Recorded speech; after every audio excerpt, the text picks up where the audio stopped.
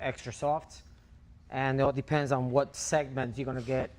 You know, either a double segment, single segs, or buttons, PCDs. You know, depends how aggressive you want them. The lesser the diamond, the more aggressive it is. The more diamonds it is, okay, you get less aggressive on it. So if I was to swap these out. And like how you move the machine, or just in general how It's just more pressure. More pressure. The less diamonds you put on the machine, the more weight you're putting on each diamond. So it's going to grind with a little bit more head pressure on them. Yeah. So if you run into some hard concrete, you don't want to have a ton of diamonds on your machine. Like the Lavina I have holds 18 diamonds. I normally just put 9 of them because I'm spreading that weight in 9 different sections instead of 18 different sections. Yeah. It just helps the floors grind faster. So it's easier to buy the magnetic one, right? It's not buying. It all depends on the machine that you have. Some of them are magnetic, some are not. On my machine, they're magnet with pins. So they have a pin, but the magnet grabs them. But I have to hammer them up as well, so they don't pop off as well. So it all depends on the machine you get and the brand. So he said that you only put 9 on your machine. Is that this like? Is it the same style kinda? So the one I have only has 3 heads. So it has 3 heads. Each head spins, and they're all connected to one big head, and that whole head spins too. That's why it's called the planetary, huh? You just separate the blades. Yeah. So each plate has. Do you have a what is it? picture of your? Not the bottom. Each plate has 6 different sections for diamonds. They have, but I just put 3 in each instead of the 6, so that makes it 9 diamonds instead of the 18.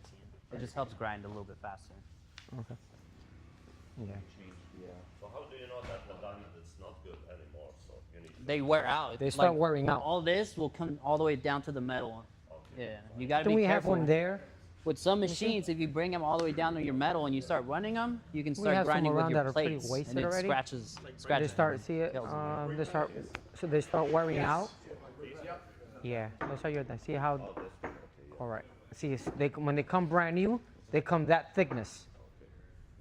So when they start wearing out, now if they wear out way too fast, when you're grinding on the floor, that means you have the wrong diamonds on the machine because you're grinding differently. That's why. So each diamond should give you at least anywhere from 8,000 to 10,000 square feet to grind. So it goes a long way. Yeah, they're about a set of 9 for the machine I have runs me like $300 to $350 for a set of 9, 8,000 square feet. As long as you use them right. I have had the issue of using them in the wrong concrete, and you get 800, 1,000 square feet, and you're done. Yeah, it all depends on the brand. So, like mine, they're close to $400, about $420 for a set of 9. Okay, so they get pricey, especially if you don't use them properly. You use them one time on a wrong floor, they're done.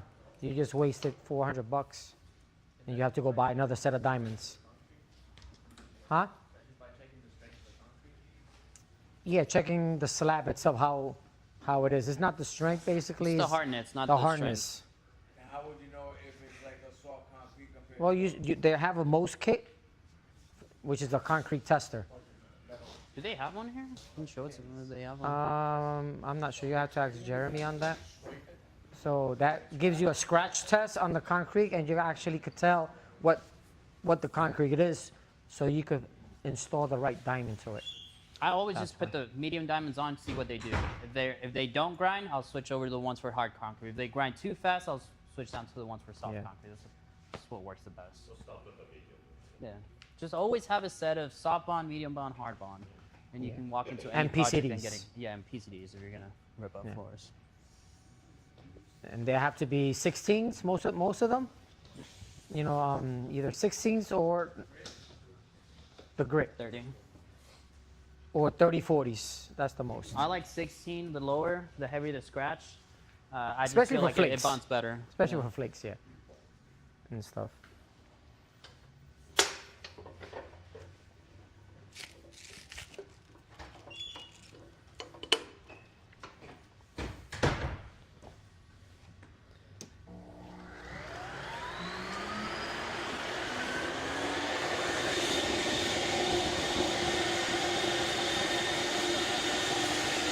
It's hard.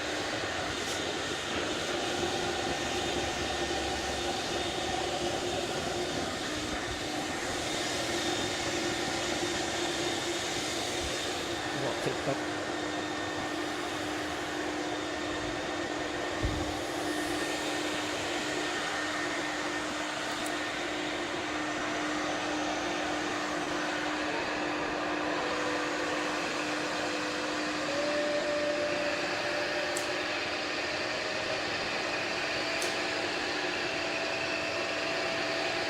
Do anything to it? Need weight. Do they have weights? Hey, Jeremy, you have weights? You wait? Yeah. You want to run it?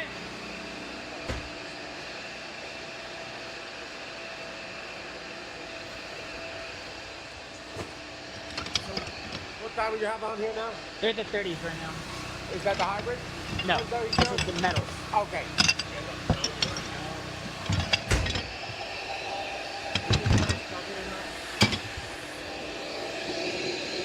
Should be good. Run it a little bit slower.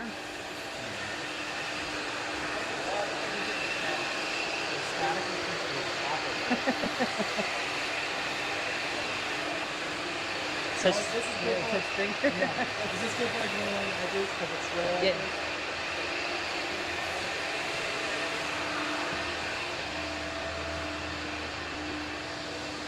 You like one of this machine, like you get a job.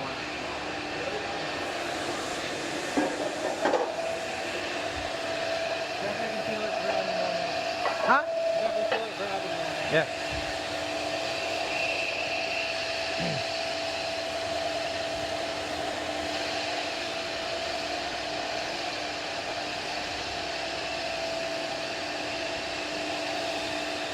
See, now adding the weights added more head pressure.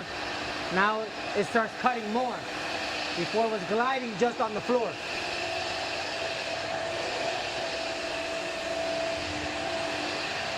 You just kind of drop it to A what? you're just opening the profile. Yeah, we just opening profiling it, that's it.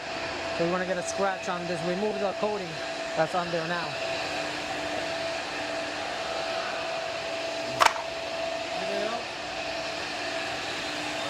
Jump in.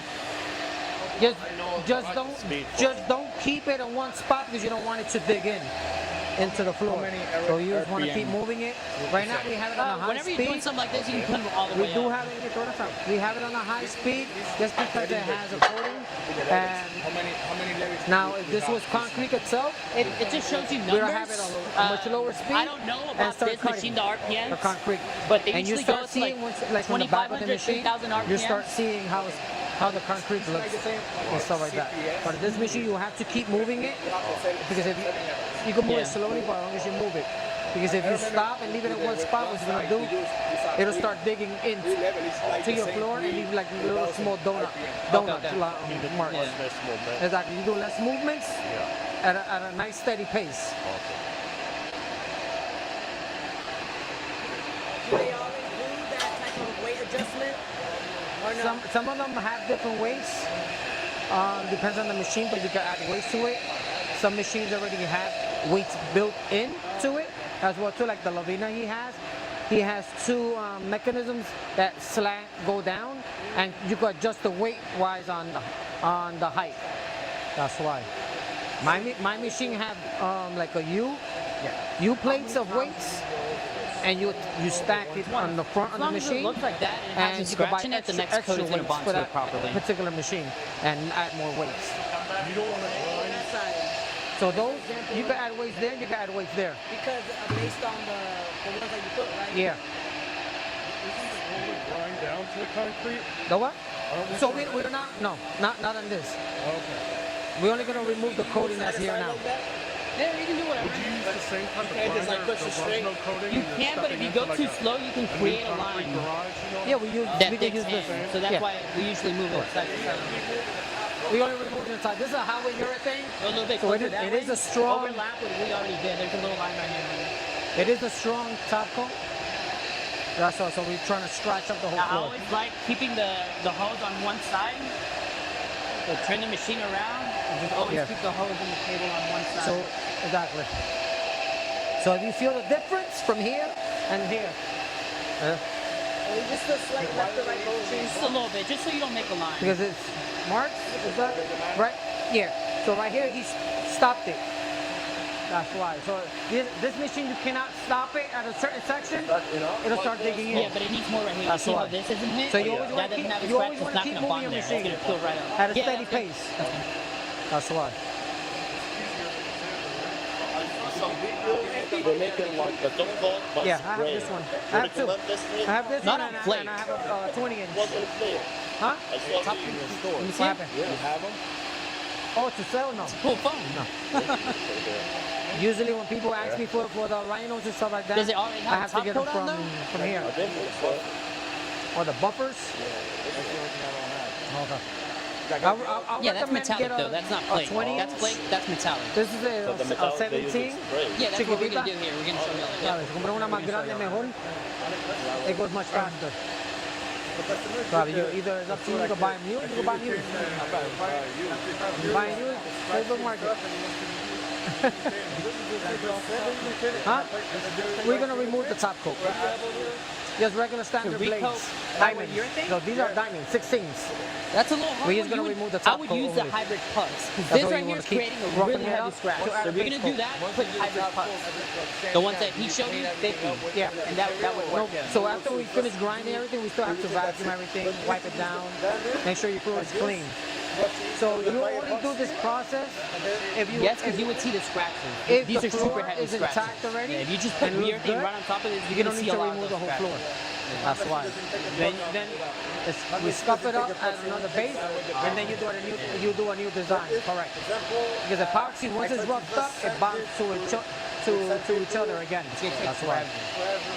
I'll So you're show creating you. I'll get the another buffer mechanical out. bond. We'll put an 80 grade. You're not gonna do anything. Because like the other distributor, if I give a mark with the roller, the day after I can send it and reapply and return. Yeah. But with I will return. So, I can. Okay. There were, you put the weight I mean, that's why high urethane is good because it should last But a over long here, time. you It's can very see hard like to it's scratch. not too sanded. Well, if you move too fast, it won't. If you move too fast, I don't know where my line is. Right. I don't know. And I send it and you keep it over here. Can't even see what Yeah, the water shine based See urethane over sand's here? easy. See the wheel? You can You sand see that the with like wheel mark? 100 grit. It'll sand So this is anything, where then you wanna just be at. reapply the urethane. And you just go I around will it. return it. The soften. Soft, You don't need yeah. to move fast. If you move too All fast, highway urethane what's is gonna soft. happen? You're gonna leave shine spots. And If those you put circles, another that's coat of because highway you, urethane, yeah. whoever stopped the machine stopped there. So if you leave the machine in one spot, it'll leave circles. Okay, so right here is more grinding. So in order for me to So right get now we're rid gonna of do the circles, epoxy I on will top have to of go this. back on it. Basically, epoxy goes on really thick, so it's gonna cover all those scratches up. All the spinners so you see all the lines and scratch. Highway No, urethane that's is just a thinner, computer so you box would see for those. it. So nothing over If here you has did to be poly on touched. top of this, it would hide it. That's for poly the stick. machine itself. Everything is over here. You have your stop button, your forward, and your reverse. And this is your speed. You just Huh? overlap like 2 inches. Reverse, it all depends for the machine itself. You want most. It depends on the diamonds and the concrete, especially when dealing with super hard concrete. That When dealing with do super hard acetone white, concrete, and then sometimes you want to put your machine on reverse to deglaze it. So One of that those deglazes packs, the a mop, machine because just drop some after acetone a and just while mop it. going one way with the machine, it starts glazing. So then the reverse, the diamond goes the other way, and deglazes the machine, the diamonds a little bit. You can add water to it, and then go back forward. That's why. Yep, just overlap. That looks good. I'm not sure Nice these are scratch. 30s or 16s. I'm not sure. I didn't check. 30s? Okay. Different than the hard and soft. The diamonds. No. Hard, medium, doing a soft. base Still, coat on top of this, that's and they then the still metallic. a hard, medium, soft, hard, medium, and soft is still gonna be The the same. metallic goes The on only thing that really changes thick, is the really, number, really thick. So it's and gonna that cover a is the lot. scratch on the floor. Okay. So if you go 16s, the lesser the But number, once the we more put the aggressive. base It's like coat, it's gonna sandpaper. cover all those scratches. Okay, these And then are the being metallic medium. just sits on top Exactly. of it. Super So nice. 30-40s are medium. That's why. It'll leave a scratch, a nice scratch, and it won't, won't give you an aggressive scratch. If you're gonna do flick systems and stuff like that, you wanna go with an aggressive scratch. You wanna go with 16. If you have a nice concrete like the one you showed me, Yep. and stuff like that, you only want to remove that nice cap. You don't need to go that aggressive. You could go with the 30-40s and it's still Right, cut that's much that easier cap than the sanding machine. and That have a one's nice great. flat finish. But so it depends. What are you looking to do? But 16s are the most common ones. Yep. Everybody go with because Okay, they I want a know nice I'm doing scratch the right on the thing, concrete. It just doesn't look or your glossy. epoxy, Whenever it doesn't look MBDs, glossy and it poly has to a grab, scratch through it, to you're grab good. into. That's right. On concrete, it should be like It all just make the concrete all look the same. It's gonna look You dull. had a Rhino 150, right? This is a 350. So this will take about like an hour here, right? Or like 30. How long would that take in a normal place? It all depends. If it's concrete, Yeah. On a concrete, 2-car garage maybe like 2 hours. yeah, about 2 hours on this 350. machine. What about the 150? 3 hours. No, I just cut one with my 150. He has So a I was looking at the prices 2 hours. yesterday. That's Only not. 150. One? Yeah. Probably was top concrete. Top Yeah. side, Yeah, it top wasn't back. bad. Yeah. And it had paint on it. what about the 10-inch one? What's that? The 10-inch. 10 inch, that'll take you a while. Because the one, especially the one, Yeah, the one. if you're gonna get an expo from Home Depot, you can't really stack weights on it. And that's, Yeah. no. And that takes sometimes long. So it's not worth buying the 150. It all depends on what you're doing, the project. What project you're doing, what are you focusing on to do? If it's convenient to do the 150 or it's convenient to do a 350, If you're gonna be or you could go with a planetary 20 inch. What about a startup? Like, is it just good No, enough? a startup machine, a 150 is great for a startup machine because it's going to get the job done at a reasonable price and stuff like that. Yes. If you're going to be busy, you know you're going to get busy and stuff like that, I started with the 150. And I still have the 150 and I still use the 150. So it all depends. Is this good to also grind down for like the epoxy concrete? Yeah. It does have everything. You got PCDs to this as well too. Like I said, I have this machine. And this was my first machine. And I used it for 2 years. And I still use it until I bought my bigger machine as well. So now I use the bigger one where mostly all my garages, but if I have a basement, I have this. And it's lighter, easier to get down there. So what if we do over this? It's gonna break that thing? Oh yeah, It's gonna break it. yes. Right? So always these plates, you always either remove them or put tape around it and stuff to make sure your machine doesn't hit it. You know, or just remove remove the whole cap and hand grind around it. Like that, your machine you don't need to come here. You just go around it. Gotcha. So that's considered done? Yeah. Even though it's not completely... Yeah, we're gonna get that scratch up as much as possible. I have the one. But yeah. But this is good. Yeah, as long as you get a good mechanical bond, but we could probably get more to it. You know, try to remove all the shine. So when you sand it down, right? Like he's saying, some of it is sanded down, some of them is like blotchy. Does that really matter, or it has to get sanded down like No, it has to get, if smooth? not There's no- smooth, there's no shine. You want no shine to it. Because you don't want to create an issue that if you see a shine, it could pop up. All right, so I seen a garage. That's the one. Somebody's sanding it down, but there's like there's some areas that it's not flat, so there could be areas that does not scratch. So hand grinder, so you have your hand grinder for. So you're gonna get on your hands and knees and Nah, it's So no just matter hand what, grinder. when it's bare concrete, you can get down to I feel like it's like every scratch, no matter everywhere. you have to scratch it. Yep. That means you're. sometimes the edges are very bumpy. You have weights on the So if you machine. try to use this machine So if on you- concrete, you because won't most be of able the to see concrete really it. have You low won't be spots able or to high grind all spots. those highs and lows. So you I want to like get rid of the grinding my high edge spots by and bring them hand. back down. You can't go that down to these lower spots. Watch it over here. Are you talking about all the level? Yeah. So then Duct tape around the there. lower spots, you want to just hit it with the hand grinder. I open the strap and I always cut that part off. The part that either pulls it up or the yeah. And I just put tape. And I just driveways. consistently I've change done a that lot of tape. slope driveways. So your the machine is still gonna go up and down. You're not digging Get the one into your from concrete. Amazon, the Or rubber metallic. ones. You're not digging. Yeah, metallic. Does it like strip level and it'll like? Nah, don't use those. It moves. It'll go down. Watch, No. these right here, they're No. like 36 bucks. It controls. You gotta have control. They're of usually your like epoxy. $100 at As any in dry store. time? Yeah. So how Those you are the ones I design it, always find. how you pour it. That, So I everything, just always keep that up and just everything put tape right in the matters front of it. on how They you last a design long your ass epoxy time. and how much you pour it into your floor. I've done a lot. Garages, they all have slopes.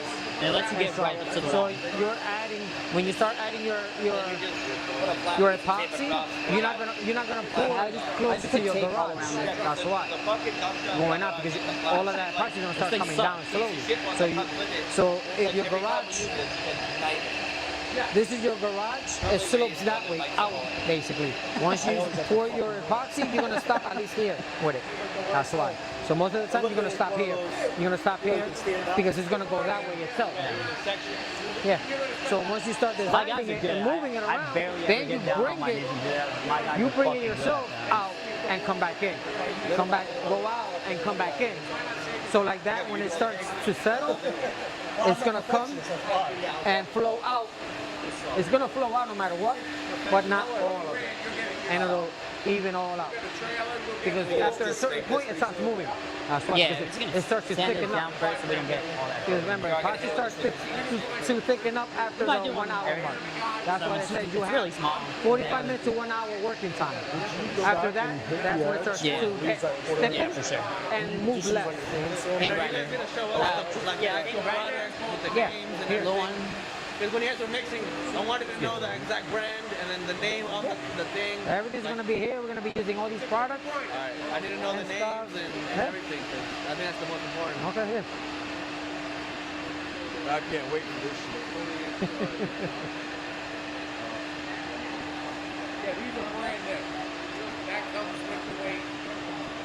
What cool about this machine is that it gets 1/8 of an inch off the wall. So you could get really close to the wall than any other machine. The Planetaries doesn't get that close. It leaves you about 1/4 inch. So then you have to get in there with a hand grinder and grind this whole edge completely. This one is really tight and it gets really close, really nice. You could hit it with exactly, but less. Sometimes what we do first is we hand grind it first, remove all of it throughout the whole edge, and then we come back with the grinder to flatten everything out evenly. Oh yeah. So you just take this flap right out. No, it doesn't. Those don't get that close. I just run the tape all around it so it doesn't fall off. Just change it Let's out get every now and closer then. over here. Let me see. Just get the thick duct tape, not the really thin one. The one that's pretty thick. That one doesn't rip up as fast. Yeah, that's what we need. Hard stuff. I have a small one. Have y'all seen the Makita vacuum? The little Makita Epo? No, it's just a little Makita vacuum, but it's a fucking beast. They're like $800, but it keeps up with a 7-inch like nothing. Really good. It just goes into the vacuum, but they're easy to clean because the filters are the self-cleaning ones, so it's always like cleaning, yeah, but it doesn't. The filters don't clog up like it does in a shop vac. Makita, yeah. I'll show it to y'all. We just consider buying like 2 or 3 more shop bags. Like Shop vac. Nah, don't buy those. You'll spend more on the bags. Those bags are expensive. Yeah. Just buy this vacuum. I promise you can put any 7-inch and you'll keep right up with it.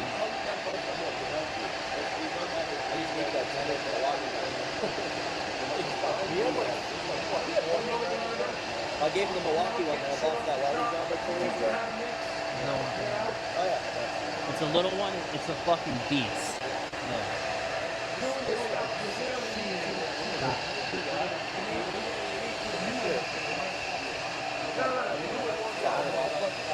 Yeah, it's really good.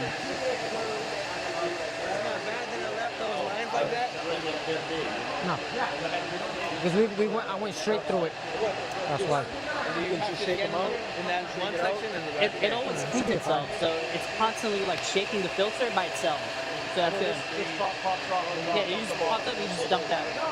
I'm gonna run it Really easy. straight If down. the filter does clog up, just take it out Run real it quick. straight to the It's in the wall. back, but it's really quick. Just hit it a little bit, put it back on.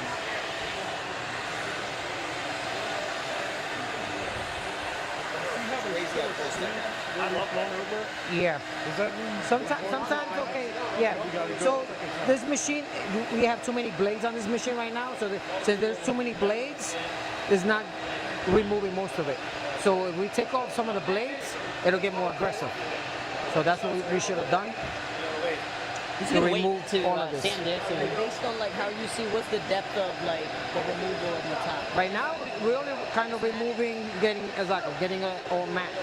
That's what we want to see, it all matte completely. So what about for like that area where it was a little bit lower? Is that because it didn't have? nah, enough I would still like Well, like if really you stop, quick with like I that said, if you 5 stop this inch, run it machine by in a certain really, really spot, quick. it'll dig into it, Oh, okay. and it'll start getting lower.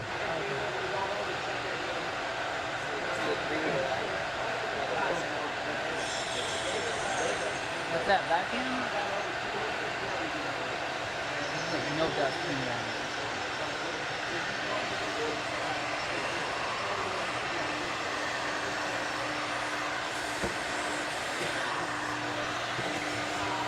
But all of this still has to get done. And then 2 of the X26s.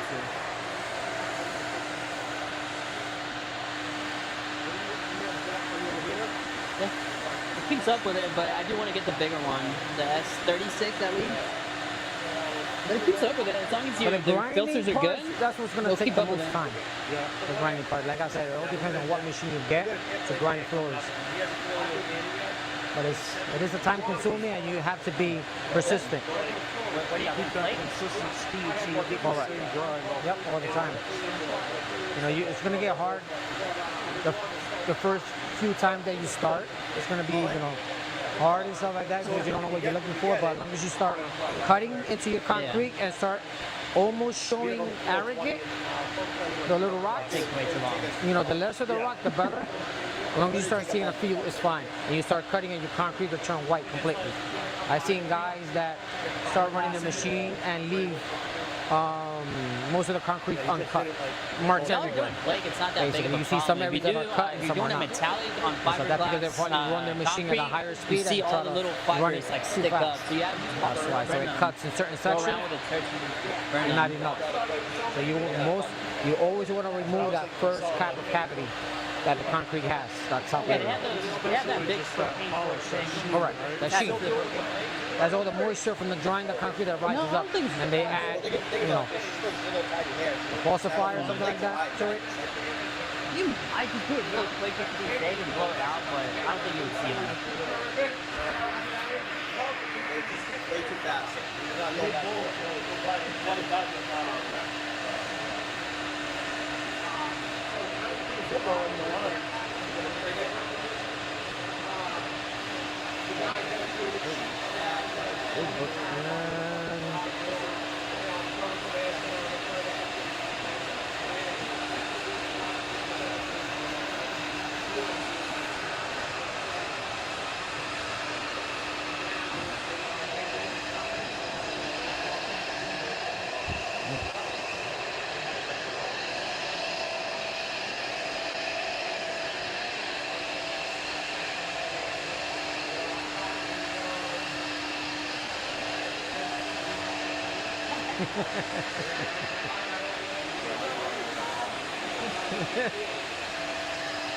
Go that way a little bit.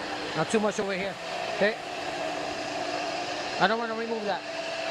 No. Huh? They dug in already. That's why. So I don't. No. No. They stopped there and they started digging in too much. That's why. Get rid of it.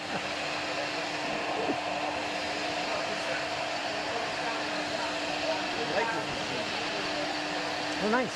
These are rotaries, so they run opposite. Alan underscore Cadena. Round of it. Do you go back with one more round just to? Once you start getting it, see over there, you probably missed a spot over here. See it? The first one? Don't stop at one spot. It'll leave donuts. This machine leaves donuts if you leave it in one spot. Yeah, we just started on that time logo pine Gonna coat. get all of this. We're gonna do pine That coat looks nice, epoxy especially. floors. Mine's Everlast concrete coatings, but I already had some followers on here, we have, and I started posting the metallics, and it started growing. So I was like, damn it, I'll just like keep this one like that. Yeah, I can't do it.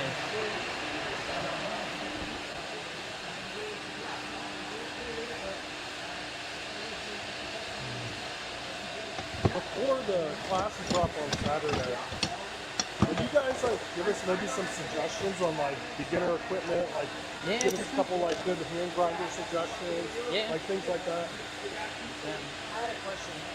So like on the slide, I noticed that there's like circle patches like that with like missing areas. Is that because it was just scooting it forward? A little and too not- fast. It's just going a little too fast. Yeah. So it Gonna does it go matter over if it those. goes straight again one more time or like clear it out? Or do Yeah, you we'll go back. recommend We'll go that- back, and we'll just move it around a little bit. That's the recommendation, kind of like swivel it Yeah. to the left, right, a little bit.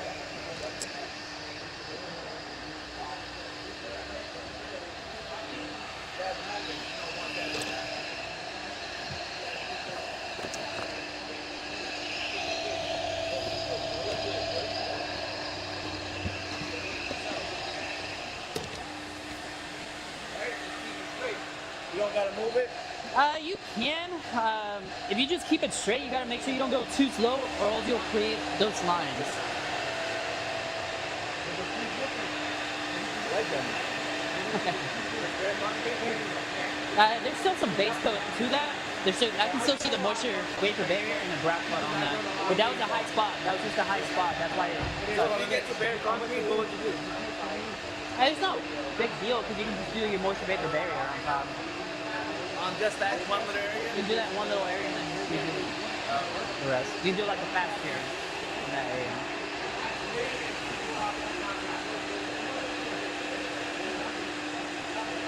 What blade is on this one? 30, 30, 40, What is that like? The medium? 30, 40 grit, medium bond.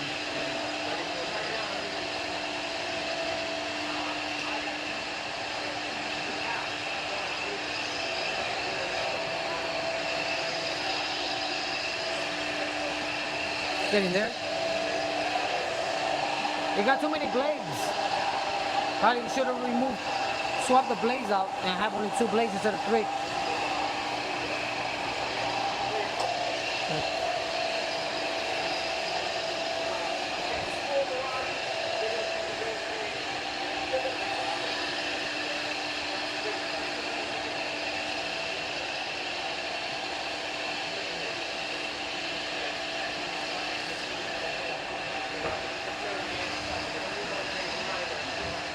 I'll remove these caps.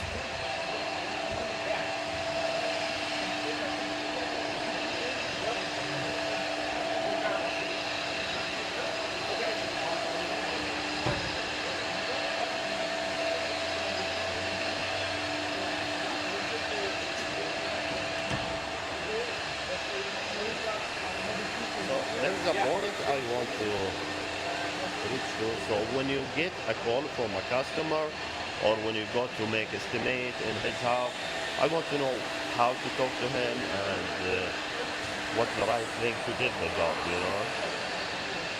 That determines on what they're looking to get done. You Yeah. know, the flake system or metallic. So you need to, come at it, on your prep. What are you doing to the prep? Your procedure, Right. how the concrete looks as well too. And if the concrete needs repairs, you need to explain that to the client. Okay, we have to cut the concrete, repair your concrete, install a moisture vapor barrier. That'll be your first procedure. Installing the metallic epoxy. Then that has to cure properly, and then installing your final top coat finish. Right. So I need to explain that also. Exactly, the procedure and stuff like that. If you have a sample that they can see, feel it, and then talk about Your machine, what what, colors 15 they're minutes thinking this? on doing as well too. It takes You know. 5 minutes. So it's a lot of factors that goes into it, but the most But that important machine, you thing got to be is the careful to concrete not go slow. and how much Or prep it'll you get have to straight do down to to the the concrete. Right. If you have to do a lot of repairs and stuff like that, of course that's going to add more value 24,000? to you because you have to do. It's going to take you more time Yeah. to fix the concrete, Absolutely. especially for a metallic. And then, So you can't give a Sounds price like a on the lot, phone. but You need to it's go like a there car. and If you check have the the phone. money, It makes you so money. exactly, you Instead give them of a price, a starting point price. A car So you give them evaluates okay for a metallic. money It's going to wasted. cost That me. shit makes you Let's money just say from constantly. $10 up to $15 a square foot to do this project. If you're willing to pay this, if you're and something like that, then I will have to go see the flooring, measure it out, and give you the right amount, how much it's going to cost. And then we can talk about color-wise, and then from there, Okay. you know. But this is my range of metallic. That's why. I got it.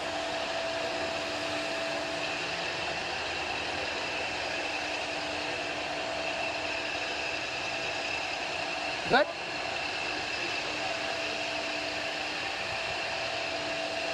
Are we Facebook Live? Huh? Are we Facebook Live? Yes. YouTube. Oh, damn. This is YouTube.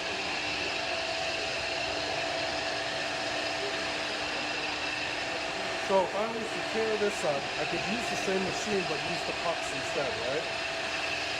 To do what? Let's say like, I don't know, somebody called me and was like, man, it's starting to peel underneath, right? Okay. I want you to kind of tear this up. Yeah, you gotta tear them up. You have to start with the PCD. The one called me with do anything. We talked about that yesterday. You I forgot? tried to give them Oh, the best price I could, and they said I was a big difference of price with the other one.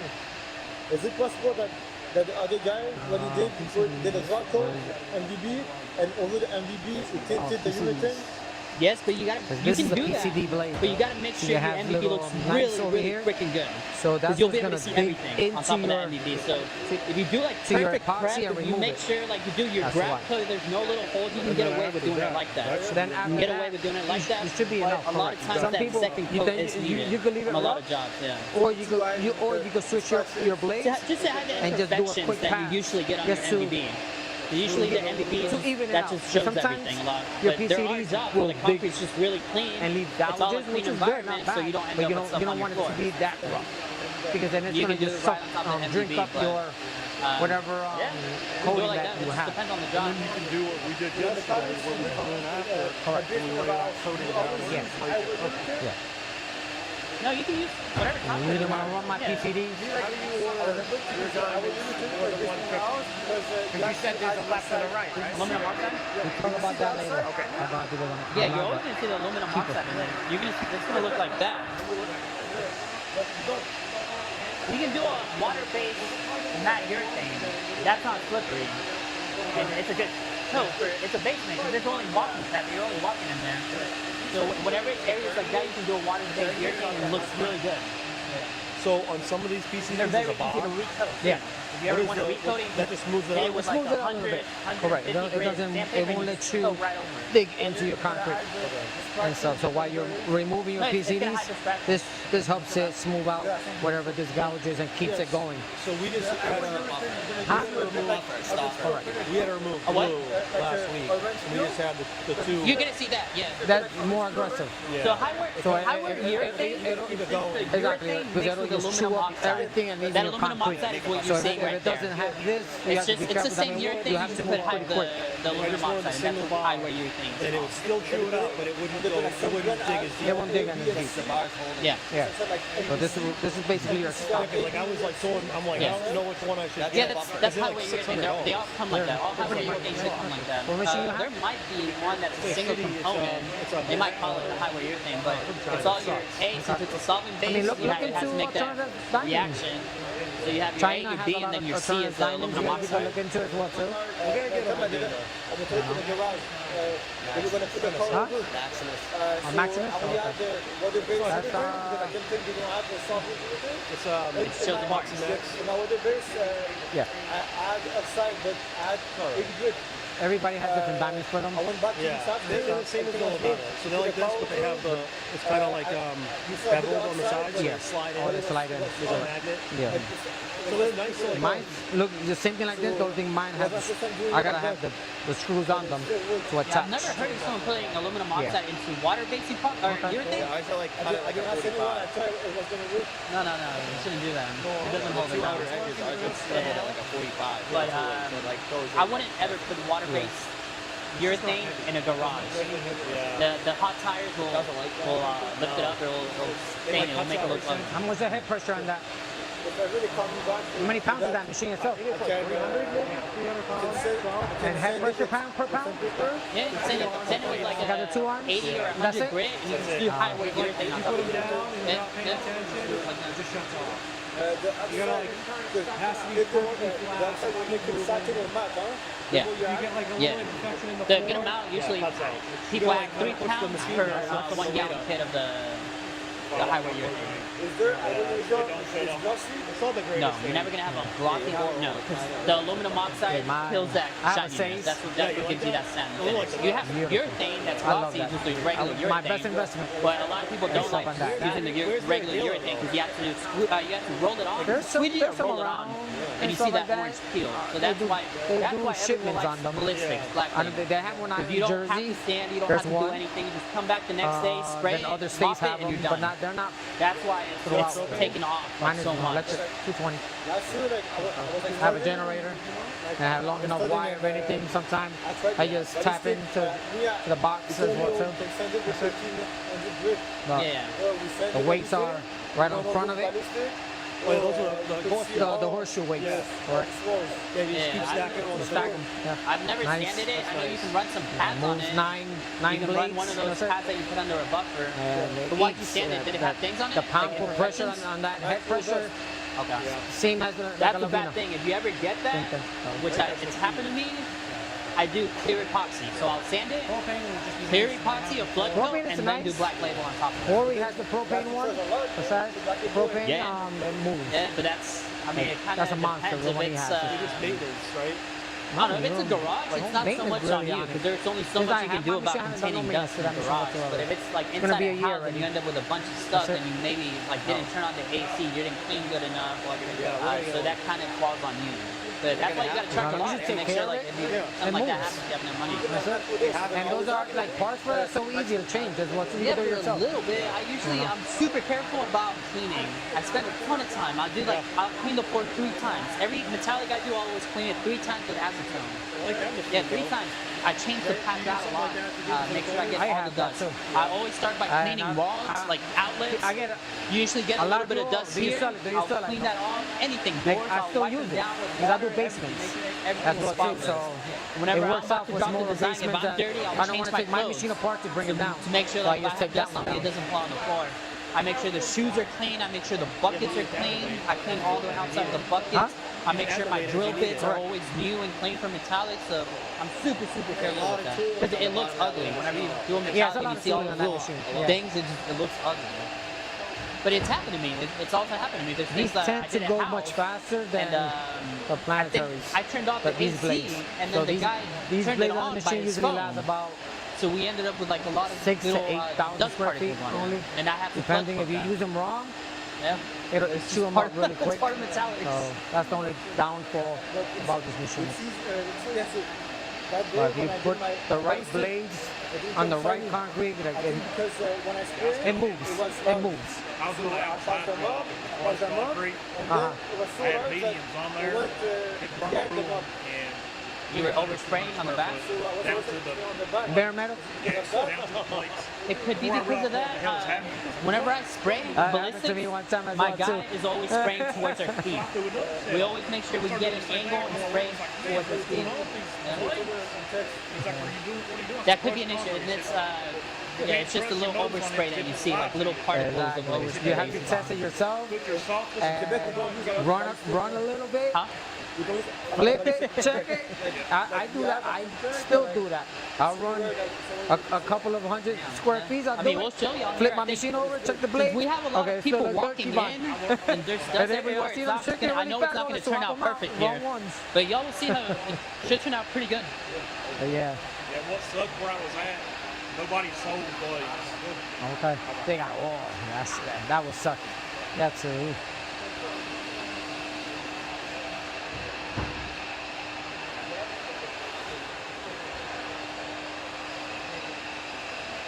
You see if his beats are all bent at the bottom, Around like this yours. impasse, it has those two notches. That there's like this. Kimbo Yeah, shit turns one it day back when he or came this. down, he like bent like half Down all to the spikes at concrete. bottom of them. They're all like No. J-hook. how the heck you They're bend the these PCDs. spikes? So that's just regular diamond. Where you bought them at? China? Metal. They call them metals. Metal. When he went down, he just stuck the thing and it just bent. Those are actually for The first polishing half of the concrete. beat just all They're not J-hook on the meant for bottom. this, but we use it. It's a little like hat Like, dude, that we that's use. getting it up. Whenever we want to cut into this, I'll use 50 hybrids. Oh yeah. Those hybrids are, they get rid of scratches whenever you're polishing, but they have the resin and the diamonds embedded into them, so they cut pretty hard. So they'll cut into this, and they'll actually sand it off. So if they're doing a concrete polish, Yeah, that's what all the. It depends. Concrete, whenever you're polishing, it all depends on what the client wants to see. There's people that like to see the cream layer, so you don't really run diamonds on it. You just start with your pucks. Exactly. There's people that like to see what's called the salt and pepper, where you barely see the aggregate. There's people that like to see like the medium aggregate, so you have to cut a little deeper in. And there's people that like to see the really heavy aggregate. which is like what's over there. The what? You ever do any drawings I up in think that? so. No. Of Yeah. near So no. that's if you wanted something like that, you just start with a really low grit. The lower the grit, the heavier the scratch is going to put in. It's going to cut into it a lot. Yeah, So you'll start with maybe a 16 grit and just cut slow. Polishing is very, very slow. It's a slow process. But there's not a lot of materials that come into polishing. So it's mostly labor, but it's all machine when you're polishing. The polishing, you would use like say you start with a 16, and you want to get rid of those scratches from the 16, so you go up to like a 30. Then you want to get rid of those 30 scratches, or else you'll see everything. You go to like a 70. Once you get to a 70, you should be like almost rid of all the scratches. But then I switched down to the 50 hybrid. Oh, The 50 then that goes to tell hybrid, you it's a scammer. you raise the I know. scratches from the 70 metal. The And then guy's from like, there you he's just a go up wicked 50, good dude. He's like, goes dude, I up to can't 100, stand it. 200, 400, 800, 1500, 3000. Wow. So that's pure prep. And there's pure wet prep. polishing and there's dry polishing. there is Usually really wet wet polishing goes by a little bit faster. This section Because you're always keeping your diamonds still in the But it's not There's moisture convenient. issues If you have a over place there. like this, All that, all moisture people don't issues. want water in there. He didn't grind none of that properly. It's called a guard. Oh my, You can't, oh my you put a guard God. in it. Yeah. When you see And it in there's also person, something called a densifier. You want to densify the concrete. When you start cutting into it, Definitely remove everything. you can start getting Yeah, to the you're gonna have to softer bring part that of the back to concrete. concrete. There's something called a densifier that's part of that no picture of the concrete. tile. That's like the thing that, and then the guy epoxied the fucking door into the floor. The owner was actually about to get a finish and cut the bottom of the door to get the door open. So now when he opens the door, the bottom of the door is Scrapes. the floor. So there's people that they'll drop their metallic and when it's still wet, they'll spray their top coat on it. I don't like that. It's The one in the stupid. middle is good. It can be one or two things. It can be the top coat that they're spraying because they're just being lazy and they don't want to come back the next day, but that's terrible. Don't ever do that. You walk back, you leave all the spikes, and you don't get the same strength for the from the tile, top it's coat. coming right up The other and thing down. it could just be alcohol to get rid of any bubbles that end up on the metallic. You lay that top coat, you look and you see a couple bubbles, you just spray some alcohol in it. It's not on the top coat, it's on the metallic. So they Yeah, when the metallic is still wet, that's when they spray it into the with alcohol. Well, it was still wet, and he was doing That gets rid of tattoos. the bubbles. But if you use a good material, you shouldn't do that. I never come back to spray Good for 3 years. It's like yellow. I know Yeah. these Well, materials have that's the something thing that's that's called a what happens after a defoamer. while. And you can literally see, like at first you see little bubbles, but you can see See them all epoxy just bursting. You can see like little like sparks and use shit stuff. And that's epoxy, just that yeah. defoamer bursting all the air that's in the material. He knows That's the good stuff. You don't want to like come That's back a and start real- spraying stuff on it. Yeah, that's what you get with the cheapest guy. You see every single line. Wow. And then You see the door? there's a, That's the yeah, door. there's a door into like a storage room right here. He epoxied the door closed. So he finished with the bottom of the door. So when you open the door, Be the done bottom of in the door is 5 still minutes there. max. In the, 5 minutes tops. You have to be careful with those big Those are grinders. the Not epoxy go slow. nightmares, and those If you go are the slow, ones that I would get get bad straight down to the reps. concrete like that. Every Yeah, you that's have all to that like commercial move tire. fast every Yeah. So most of all grinders that adjustable basic is because he didn't Yeah, grind most of your them, they should be. The electric concrete ones, properly. So you still actually have have that little knob. the kind of the glue The marks. propane ones, it's just the RPMs. Yeah, pretty much. It's like Yeah. it's an No, he engine. put it on top of the commercial tire. Gas engine. it's Wisconsin.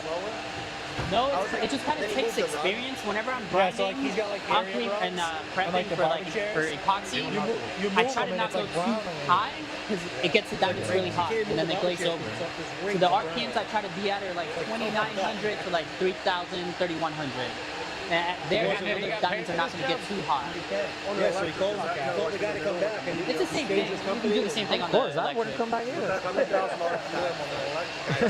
20 grand. Yeah. Wow, 20 I grand. haven't for used a that? lot of electric, so I don't know their 34 RPMs square all the feet, way, 20 but grand. they should be How somewhat much close is to that? How that. much is that worth? Yeah. That's not that You don't much. ever have to deal with this cord, like dragging the cord around. I literally just get it off my box, You know, turn that it on, easily and would, start grinding. But like, Making money on that. there's But still, No, you it's a shouldn't little do a job different like one. that. Yeah, it's different. No, that's It's like that's the, really like a Ford $4 one. a square Yeah. foot job. To tell you the truth. Now I have 2 of them, so you in can the get like barbershop, 6 hours out of one. 6 hours there's constant like a grinding. aluminum.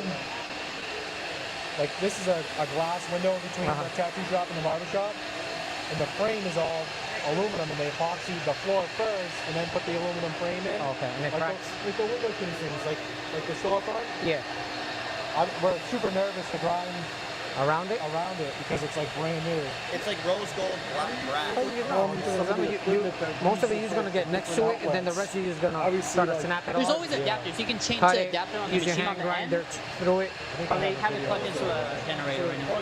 I definitely took videos of the brass. No, this is That's what I was 220, most so you can't It's plug like into like super a nice, 110. like rose gold You have to find the brass, like 220. A green lot of strip people around the will Most plug of the into time, like like the the dryer, toilet, all that or has to they'll get connect removed. direct to the panel.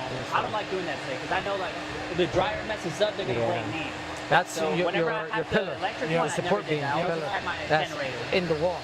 So that's I had why a 90, it's open. 9500 watt generator. It's just They kept up with the machine, vacuum grinders. That is You like that screen protector? I can't smoke. not enough epoxy on the floor. That's why it ripples like crazy. Super thin. But in some spots, That's about like there's freaking. bubbles that come off the floor like a good 2 That'd be like 60 or 70 square foot a gallon. And he had called him and he was like, oh, I'll come out and fix the issues. Never showed up. He's like, I called him again. There's Never carpet. showed up. You went over carpet. Are you guys gonna fix it? We're trying to. Yeah. But it's not gonna be better at a good price, and you still have to remove that, all of that. So there's a lot of work, a lot of prep. One person came and said they'd go over. I would say like buying my own equipment, maybe. No.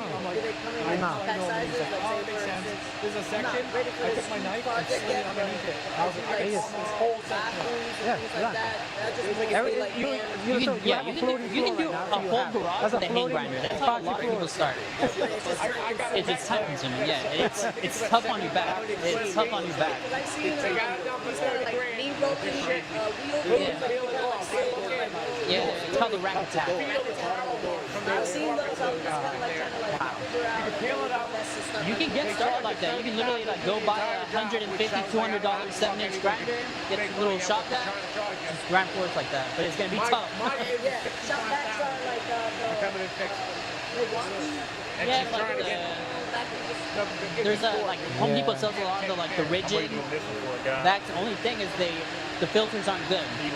All those filters like clog up really fast, and then they stop sucking. So they just start shooting out why dust. they don't do a nice That's cleaning why seal on that? HEPA Remove vacuums it are all good. up They catch and all that fine put dust. ballistic sealers on top of it, and that's it. Do you need crack repair? I mean, Yeah. you can still repair all the cracks and stuff like that, and then grind it. flat. you always and want to wear nice, masks with all regular this shop concrete. that. Dust is really, Right, really bad. if you're gonna do a metallic, He wants metallic. if he's gonna pay for it, tell him, I know we wear like the painter ones, or the you can wear N95 just tell him masks not to go too. with white floor. That's it. I said, you're better Don't go off. with Yeah. white floor. Let me tear this If up you want a and redo really it, 'cause good I don't vacuum, know. I have 2 of those. Like I said, if I go over it, it's still going to show the cracks right back through. They're Yeah. $800, but they're beasts. No, You put a all that 7-inch beats grinder up, to it, and they won't let out any But he's dust. also got a 10,000. And it's a Like a hand grinder is still Getting there, yeah. yeah. If you connect the hand grinder Yeah, to that, you doing won't good. get any dust. He's over As here. long as you have a over good here dust trap. removing too much. We have so I dust don't want to traps. remove too much off of it. The stuff that Get it right here in this corner. Come right here. not even. All our grinders, we always put this dust trap on it. It just has the attachment to the vacuum.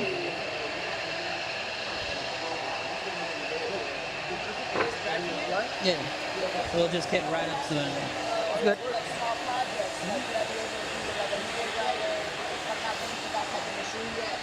Wait, you don't want to use this one. This one's a little one. This is a 5-inch. You want to use a 7-inch. Come back over here. Watch it, Alan. For bathrooms, everything. Alan. Let me show you. Still need to do this area over here.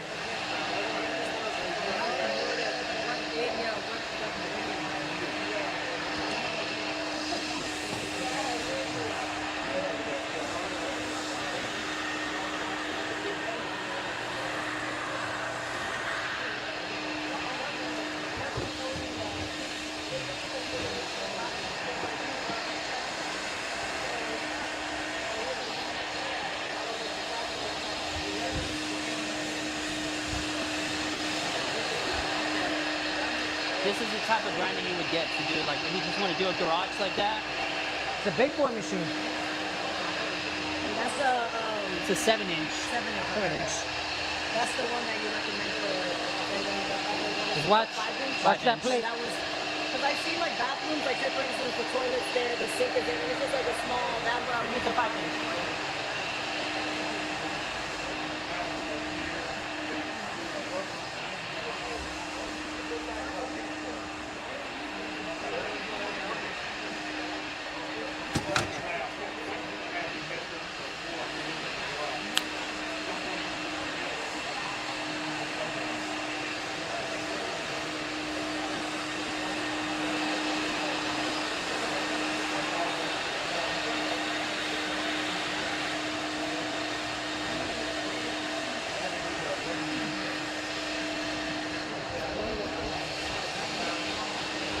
Should we do the edge game?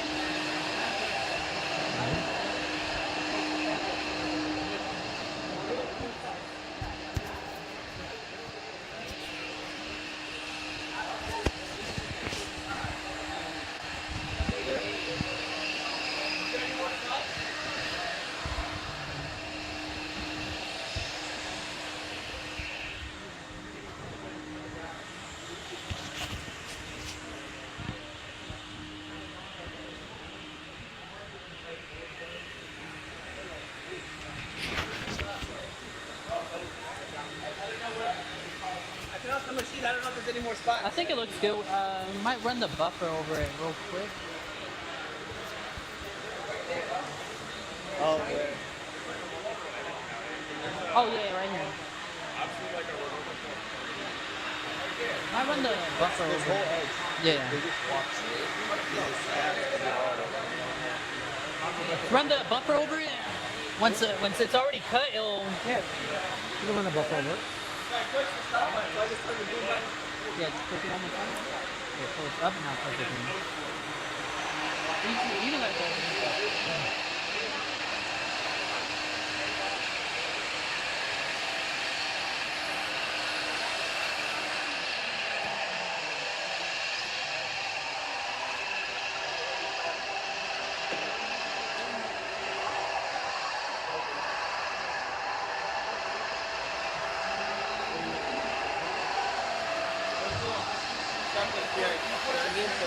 Yeah. As long as the filters are good. Yeah. Ours just always fucks up. I mean, never like, it's got the auto, Did you get the DE 120? no, it's, Oh. That's our back. Wait, those are good though. The blue ones, like dark blue ones. Yeah, yeah. Those are good. They like always box up on. Wait, which ones y'all get? The SB3, SBX2? Oh, the 3 is the good one. Yeah, it's like, it's struggling.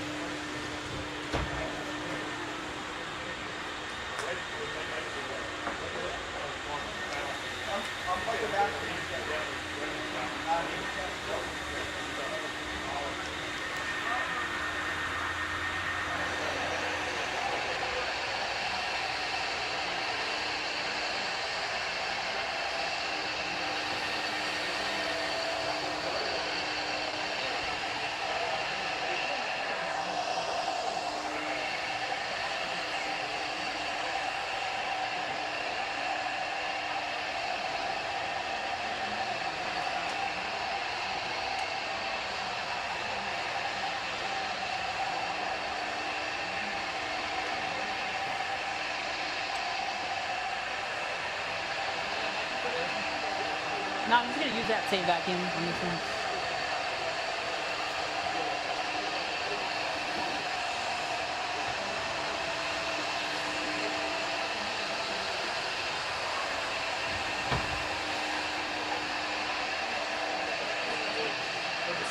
For the second, the vacuum good. Is that okay, or? Yes, but I'm still gonna run that buffer since we already got rid of the aluminum oxide that's on top. Once I run that buffer, it should start cutting into the epoxy. So I'm just gonna run it real quick. So we're gonna use both machines. First, this one, after that one, right? If you're just doing concrete, you're just gonna use your grinder. Right now we're just doing this because we already have a coating and we're going on top of this coating. Vamos a If pasar it's just concrete, you're just gonna use your esta máquina. no this with the diamonds. You want diamonds, yeah. The diamonds, Yeah. 16. 16 grit. Okay. And for this one, This one you only use whenever you want to sand epoxy. When there's already epoxy down, and you want to sand it. okay. You need diamonds to grind into concrete. If you use that machine, it's not going to do anything to concrete. Huh? Yeah. Not on me though.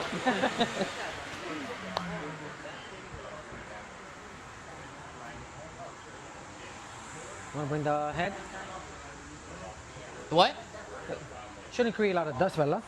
You touch the vacuum to it? No.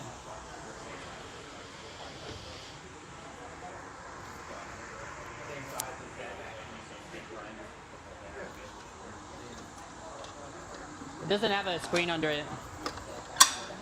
Give me one.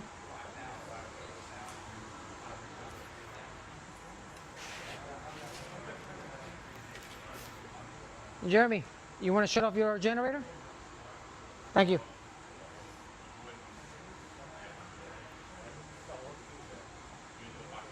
Got any more 17?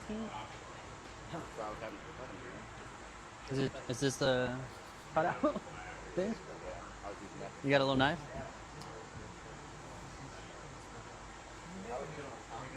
Yeah. I'm gonna do it here on the, yeah.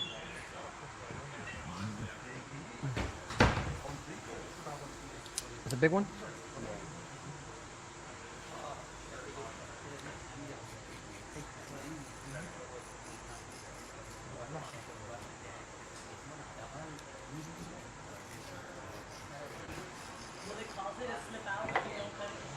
It's just gonna hit against the sides of it.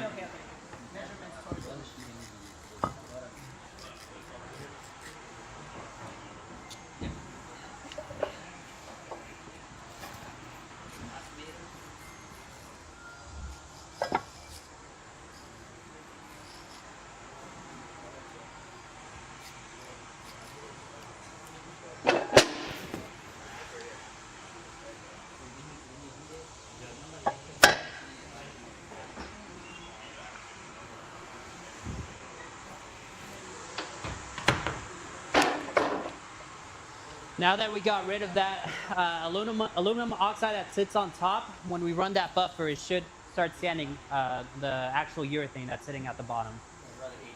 Yeah, just gonna run it real quick just to hit any spots that were kind of missed. That's a lot of.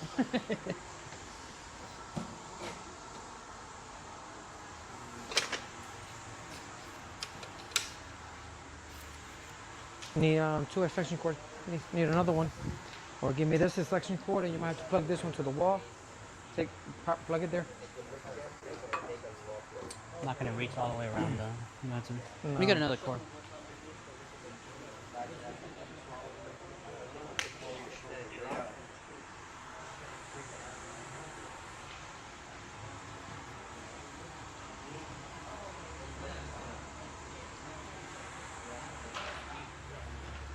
You're all sorts of things here. See the other cord. I think we should be fine.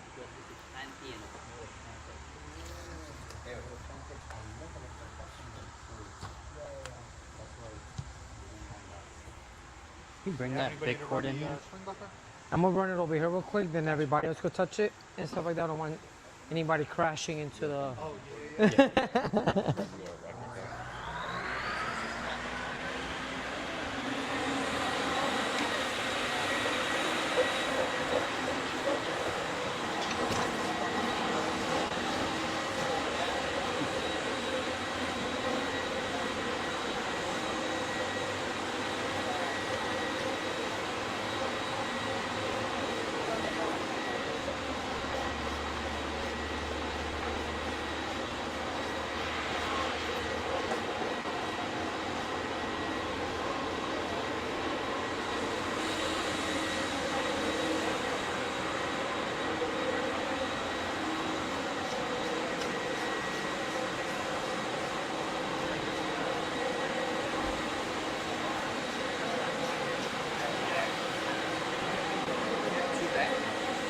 That's fine. Never used one of these.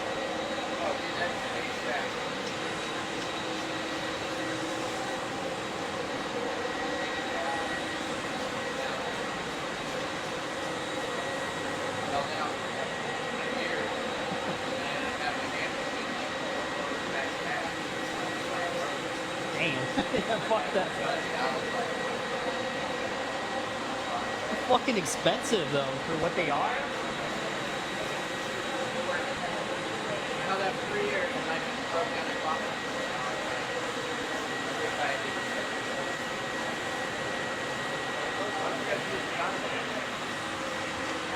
The vacuum? It fits way more effective than that. Yeah, we already ran the diamonds on it.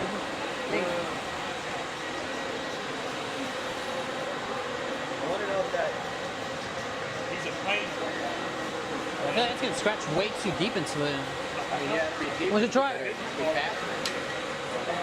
We already ran the metals all over it. Just gonna do a really quick buff with that. Ve como yo estaba And you go haciendo, like- solamente sigue y va yendo para atrás. So cada vez que corres, te overlap cada section. So you're going to overlap again otra vez casi.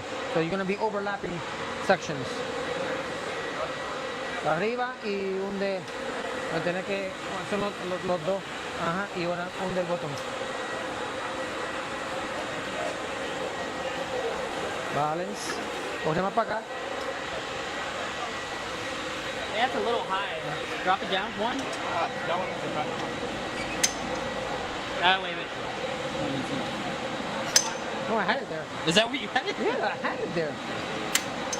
Try it out.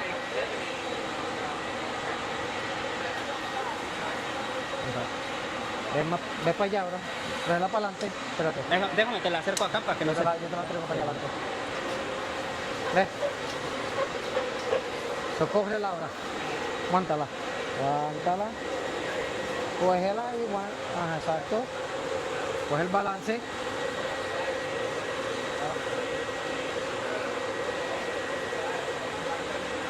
So, ya cuando la tenga el balance, es tenerla y pues moviéndola suave. So, cada vez que tú la mueves para arriba, para Up abajo, is right, down es is left. el va. I don't even think derecho, about it. izquierda. Like I forget. Yeah, just get it in the middle and then walk. Es in. tener You el can try balance it y el a little bit. control contra la máquina. What's this one for? Smooth everything out? You're going to smooth everything out. remove most of the imperfections. And we attach the vacuum to it and collect most of the dust as well too. Ve, ya cuando tenga ya el balance, ya es más fácil. Ya cuando ya te vas acostumbrando con la máquina, ya solamente moviéndotela, overlap. Yeah, and Sí, we're trying porque to tú hit tienes any que spot saber that we dónde miss. tú And estás we already metido. ran the diamonds. Those diamonds already got rid of the aluminum oxide. That aluminum oxide is like the little sand that sits on top. That's what's really hard. Si la We empujas un already poquito para ran the arriba, diamonds tú puedes and kind of caminar cut para those adelante con down. So ella. now we can use this and it will scratch No down. tienes que forzarla. Claro, tú lo mantienes donde casi que se quede quieta. Y la vas moviendo suave. Yeah, the screen has with a certain grit on it, scratching for it.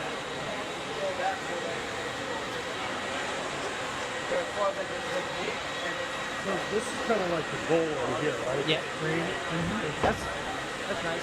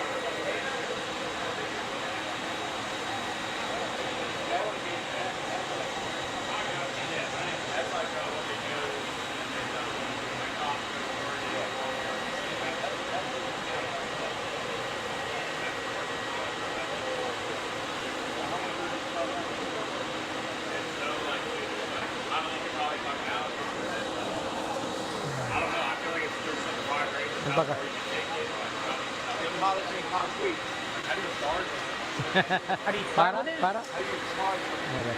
Deja a otra It just persona. depends a lot Wants to on try the out? condition of the concrete and how shiny they want it. Claro. It also depends on kind of like the quality. If they want a grout coat, that grout coat like fills in all the little pores of the concrete, so that's extra, but it makes it look really nice. There's people that charge $20 a square foot. There's people that charge $2 a square foot. Like all those Walmarts and Costco's, like big areas, they're not charging $10 a square foot. They're charging like $1, maybe $2 a square foot. Trying to smooth $1 million out. That's your level to start up the machine. This is your safety They switch. got ride-on machines. And then you can click it to start it. Knock that out fast.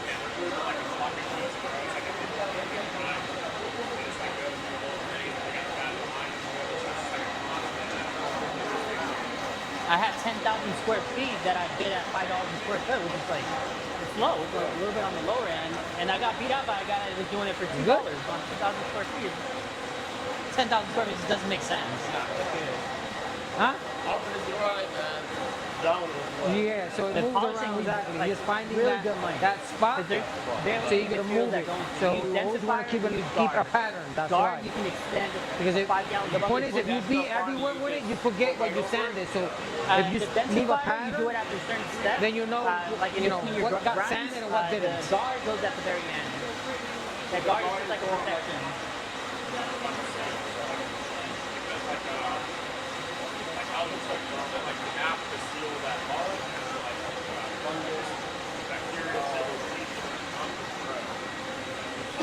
Let me fix the pack for you. It's all wobbly.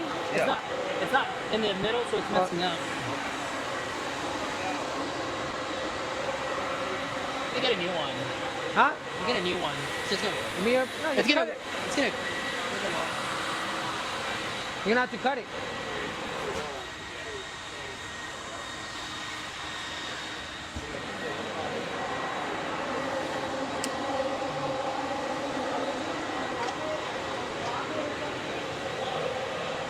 Try it out real quick.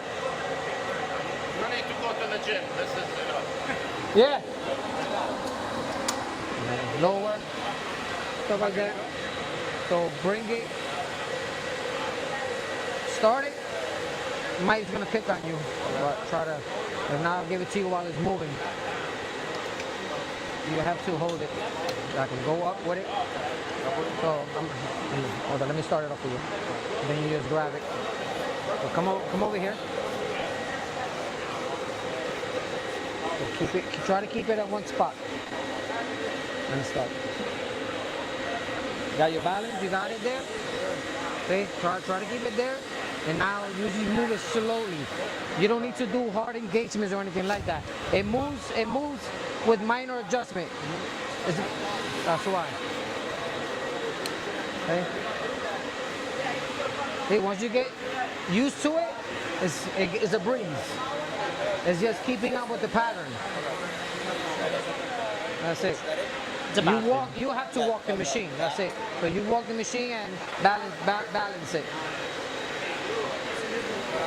What if you use both machines for both surfaces, like epoxy and this surface? Pretty good. Is that correct or no? What machine? So this machine and the other one. If you use both for both surfaces, like the epoxy and this one. So that other one, yeah, that other one is just for concrete. You're only going to use that on concrete, nothing else. Unless you have like a urethane, but this is something we're just using that machine here because we already have a floor here. Yeah. You're not going to get into a job site and like use this machine on the concrete. It's always going to be a grinder that has metal diamonds at the bottom. Metal diamonds are for the concrete. This is whenever you already have epoxy on it. Unless you run into something like this, where you already have a top coat on it. That top coat is really hard, so that machine will Once do you start nothing sanding your to floor, this. you're And going we to see have the started difference with that between one. the gloss That's why we started and with the that sand. other one to put So a every heavy time scratch you on move- it. you Get move rid your of the machine aluminum straight oxide across, that's sitting on you top, come and back, then we're running this. and you to overlap kinda hit those spots that So we're you want to with that give it one. at least a 1/4 inch overlap. What you just did, and keep doing like that. Always overlapping. So how long the diamonds? Like that, you don't get lost. Those diamonds, they should give you anywhere from I like like to 8 go to back. 10,000 It's easier to square go feet. back than try to go forward with the machine. The My two-car opinion. garages, they're usually like 400 square feet. You can usually get maybe That's right. Good 15, So exactly, 20 you just garages hold out of it. a set of Sometimes diamonds. sometimes you lean it here with one hand and just walk it and come back and you just keep walking back with it. It's just easier because the machine wants to pull.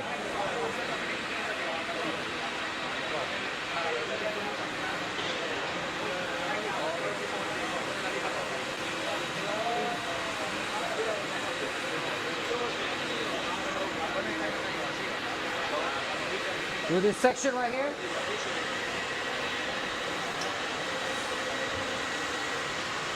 turn around. Exactly, turn it around. You have to see this is your brick wall. So you have to maintain inside and get close to it and then come out.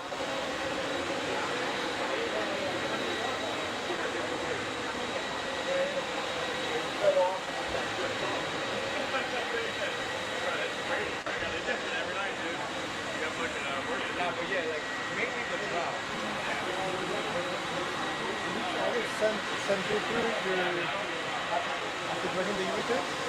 I like doing it because there's a lot of spots that were missed. But since we already ran the diamonds and we took off that aluminum oxide that sits on top, now that buffer is in the sanders now. You good? If it's water based, just bending. Just sand it. If it's water-based, you can just use the sander. Yeah. Yeah, if you have a water-based urethane and you want to do another coat of urethane, you can just sand and then just do another coat of urethane right on top of that.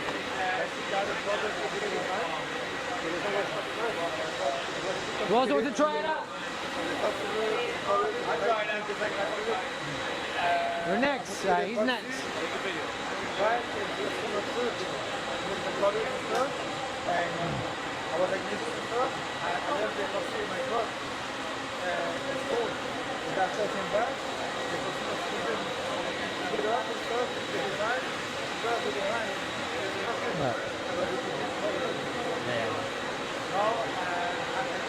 I see this video is extra.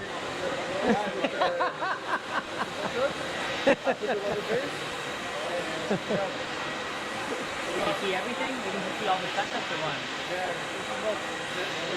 You gotta redo it, the design. You gotta put another base coat, sander with 80 grit, do another base coat, and then just redo your design on top of that.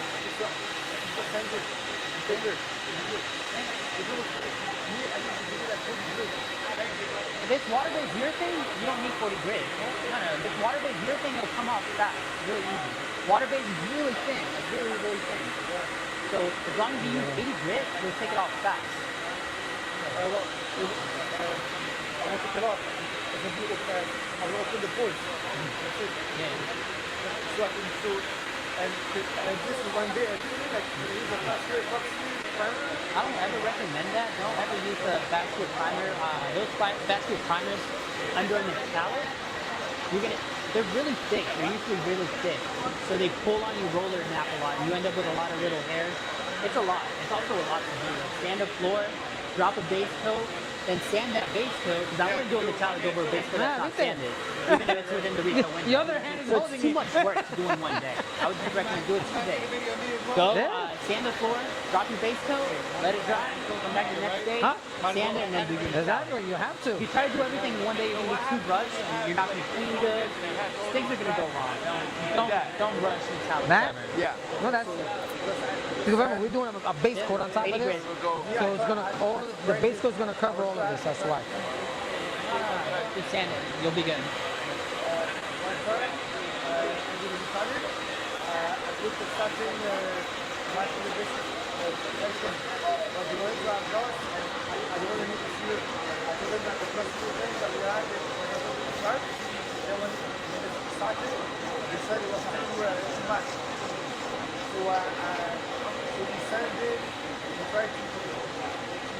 No, hold on.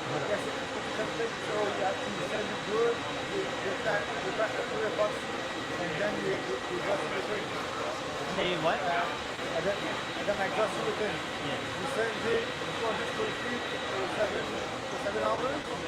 You bring back, you put a clear box in, you get the card. You didn't sand enough. You didn't get down hard enough. So what was you sanding? What was it? No, but what were you sanding? What material was it? What were you sanding? Water-based urethane? They didn't sand?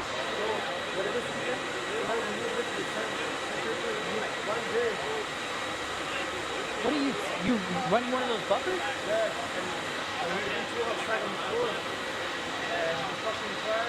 You threw what on the floor? You did it Yeah, over but you there? shouldn't The throw whole that edge? whenever you're sanding, because that's gonna get rid of all the what's it called, the sanding there goes the sanding. that the disc has. I'm not sure what water-based urethane that is.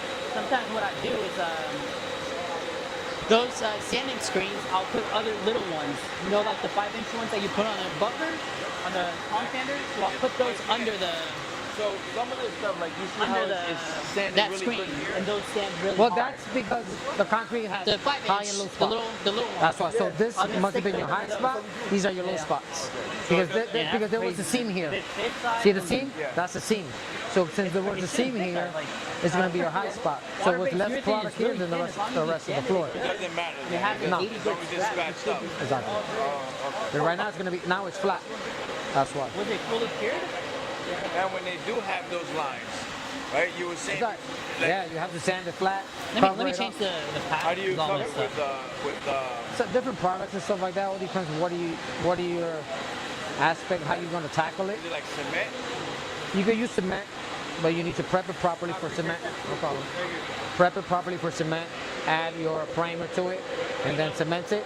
Then Up a there's little bit. Let me- other materials like sand with mixed with a polyurethane, quick like a rapid set type of look. Yeah, let me just start it real quick. And you just mix it all, and you spackle it all in. And then you stuff. just have it And then filled up after higher. a little higher, correct. And then you can just grind it flush. No, it's coming. It's going that way. Right, move everything.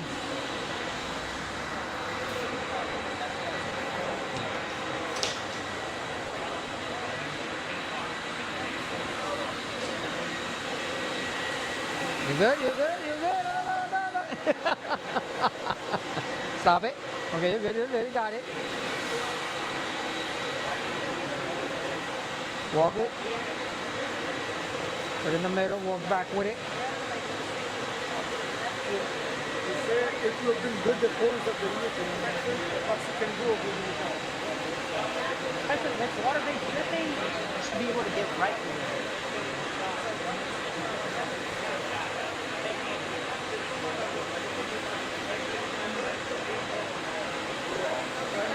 So everything,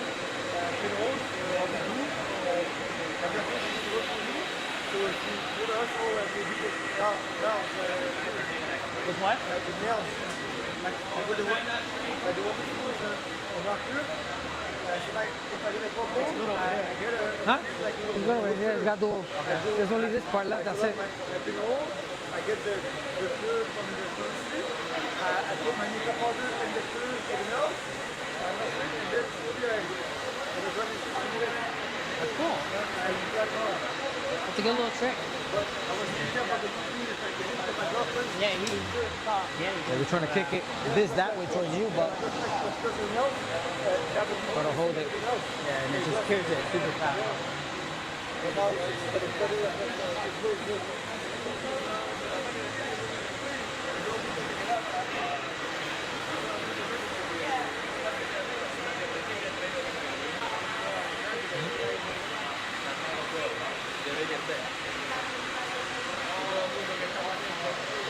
How much did you call somebody to put down a decal?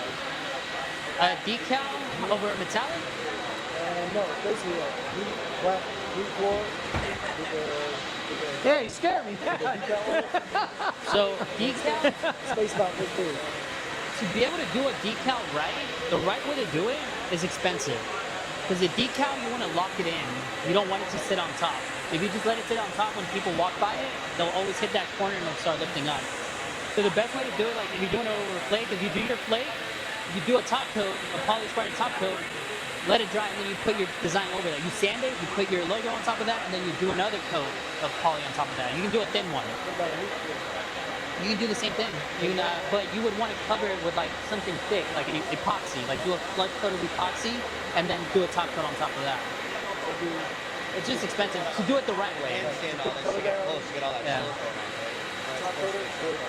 It's not silicone. Yeah. If you put your color down though, like say you finish your, you do your NDB and then you do your regular Silicone, epoxy, it'll react you to can just silicone, sand that it'll regular separate. epoxy, put your logo on top of that, Correct. and then do a coat on top of that. So that'll. Like So the caulking and silicone, completely different. Yeah. I mean, we you only talk, use yeah, silicone. like Because, that would be the best way to do caulking it. It's is just like really expensive to do. Because you can't just do it on one section. If you have a big area, you have to do the whole entire area. No, Yeah, so it's expensive to do it the right way. A lot of people just stick it on top, and it just So fills up caulking with is time. latex. Yeah, what's it's around not there, the fine. bead. Yeah, you can do that easily. To like do the flake and Anything everything. 100% silicone, stuff like that, then it pushes away. It doesn't react to it. I try to never do a job under like $2,000, and something like that, you're still gonna use at least 2 days. You might be able to do it in 2 days if you use faster system. Yeah, so we did a silicone. But 2 days, if you charge less than $1,000, like you're not gonna make money. And I always bring my guys. I hate fucking doing the prep work. I hate doing all that stuff. My guys are the ones always doing that. So I try to never charge anything less than like $2,000 for a job. Let me finish standing It's over like here. the gas It's that a goes small, in it, small spot. just your tooling materials. Like you have to buy a full kit of epoxy. You can't just buy half a kit or whatever. So it sounds like a lot. Like $2,000 for a little thing. It sounds like a lot, but you don't end up with a lot of profit after all your expenses. Yeah. So you can always use caulking to cover any seams and What I cracks and always stuff say like is that just around the figure perimeter. out your material But costs never use silicone. and just add whatever you want to Yeah. make on it. Like make sure you cover all your material costs. Like make sure what your material cost is going to be. You can hit up Nick. You can ask me like, hey, what's the material cost to do this much? We'll tell you. Then just add whatever you So want to my make. eight- If you have well, my a worker, I use I pay my aluminum workers tape. anywhere from The $250 foil to tape $350 for a day. HVAC system, Have two that's workers, what I so I use. know I apply if we have like a straight line normal through like it. 7 That's what a.m. I to do. like 5, 6 And it'll p.m. give you a day, nice I sharp give them line, and $300. then So I know 2 workers at $600 just for labor. Yeah. My material cost That's for what I like a use. flake core is Huh? anywhere from like $700 to I like let it $900. go So that's out, already the apron, $1,500. but using the I just foil add tape. whatever I want to make on That's top my of that. line. I have to think about And my then gas, I use my plastic, diamonds that I'm going the to rest. use, the acetone So then I come back rollers, the next all day of and I that. cut it nice on that same It starts tape. up adding. It starts adding up. Yeah. That's why I don't see how those guys that do $1,400 floors. Like they're literally making $200 a day. They have their own business making $200 a day. Stupid. Come here.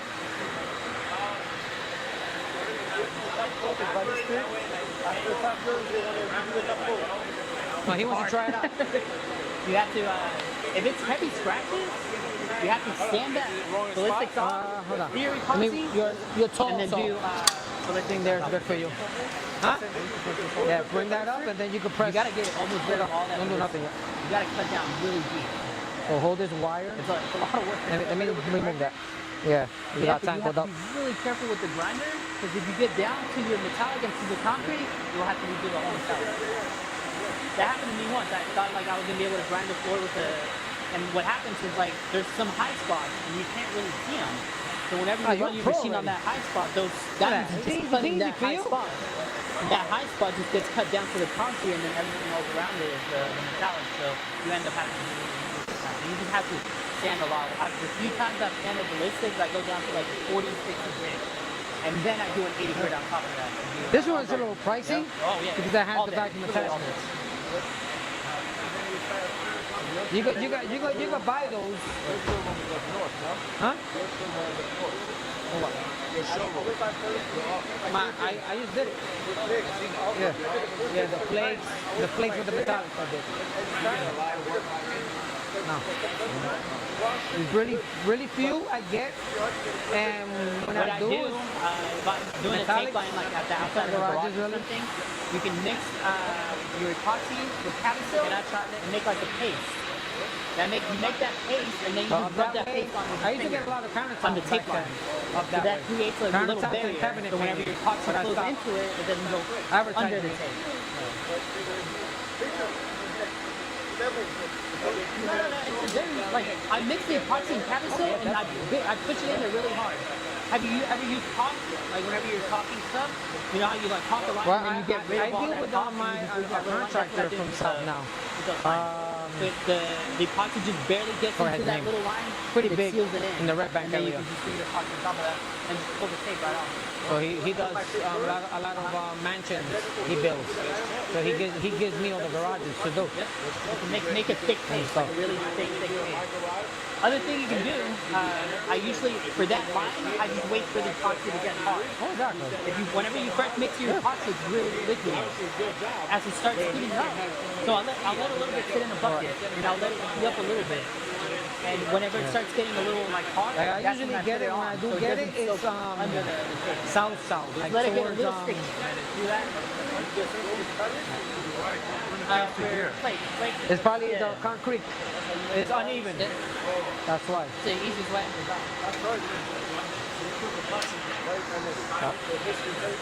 Want to try it out? You said? You want to start it, or you want it like this? Hold on, shut it off. Let me bring it down. You're short. Let me adjust it for you. My height. That's my. Oh, that's too low, I think. There you go. Remember, this machine you always want to have it waist high. That's why.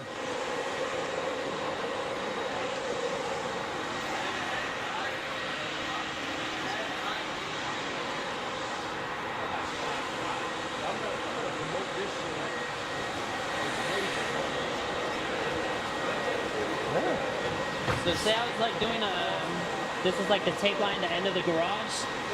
This is the end. I'll just put my tape down like that, make that epoxy with Cavisil, make it really thick. Just make very little. You make like 8, 12 ounces. You just grab a little bit with my finger and I just like squeeze it in there. And that kind of locks it in and then the epoxy doesn't flow under it. Watch it. You hit him. Boom. Watch it. Watch it. I use aluminum. Aluminum tape.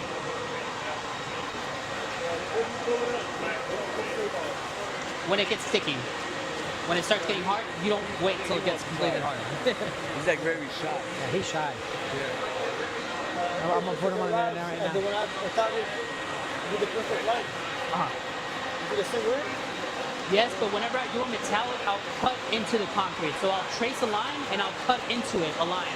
When I cut the line? Yeah, cut a straight line. So I'll grab like I have a little metal thick piece of metal like this, I'll have my guys hold it so I can make a straight line, and then I'll run my blade right over that, make that straight line, and then over the back side. So if this is a garage door, on this side of the line, I'm gonna grind it down You're here to learn. a little bit. Yeah, gotta it's pop. called scoring it. You score it, so whenever you do your epoxy, the metallic ends up flush with the other concrete, because the metallic is gonna be thick. If you just do a line of tape, the metallic's gonna stay all the way up. It's gonna like be higher, so that's why you score it. Let me fix that, Pat. That's it.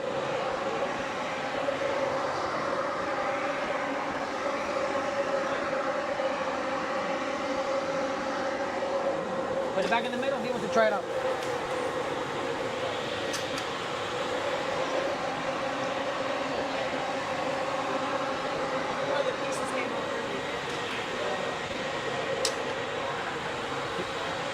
Give it 10. Give it 10. Let him try it out. Just a quarter ounce. No, it's like a eighth of an inch blade. Let me get a run for you. Once you start getting used to it, I know they have them here. okay, grab it.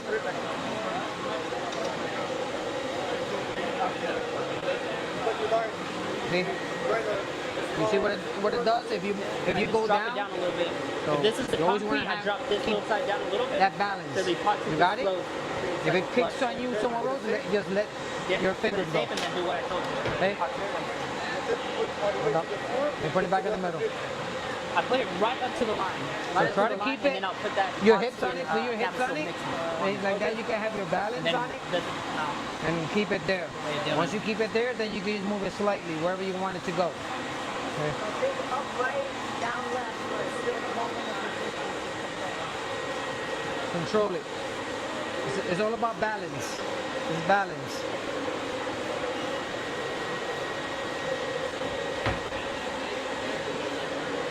Once you find that balance to where you want to stay, then you just move it Yeah, I used slightly. to do that, but it was messy as fuck. Yeah. I had a So guy, you don't really I have had a to guy step on it and then step on the floor. kick the machine anywhere. And we didn't see it. And then whenever I was Hey. dropping the metallic, Exactly. See? no, whenever, yeah. I mean, I saw it and I was like, what the Once fuck you is find this? that It was happy like medium spot that you silicone want all it over to, the floor. then it's just So we had to, controlling like it. white as I was like dropping the metallic. Yeah. Damn, I think I'm a great teacher. But that epoxy and capsule mix is pretty much like college. You can create a paste that thick.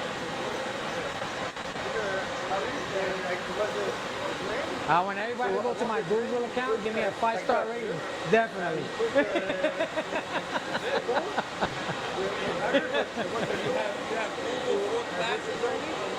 Google for my whole entire business. Yeah, that runs my whole business from what I do- install and products and stuff like that.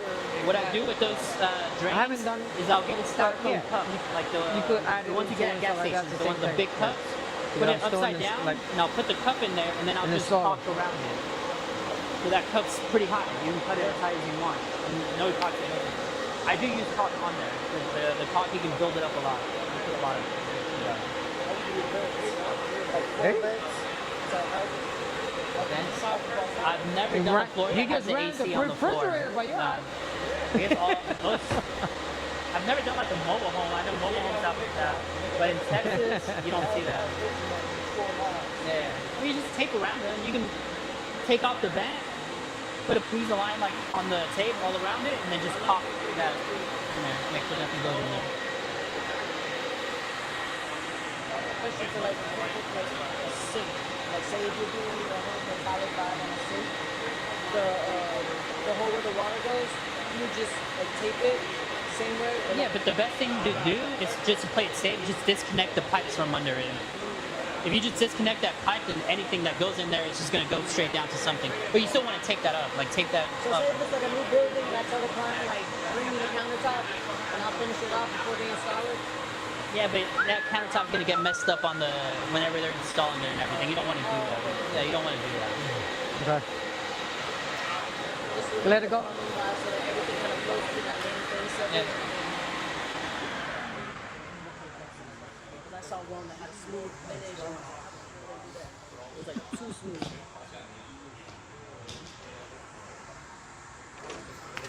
Let's start scraping this flake then. Should we cut a line into this and just teach them how to patch? Use a little bit of that C4? I wouldn't do it here. No. No. Gotta teach them, show them the product that we use.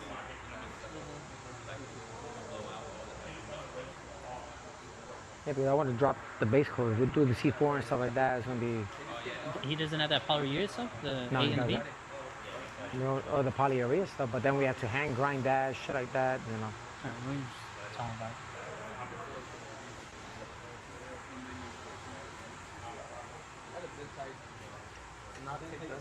That thing is fucking loud.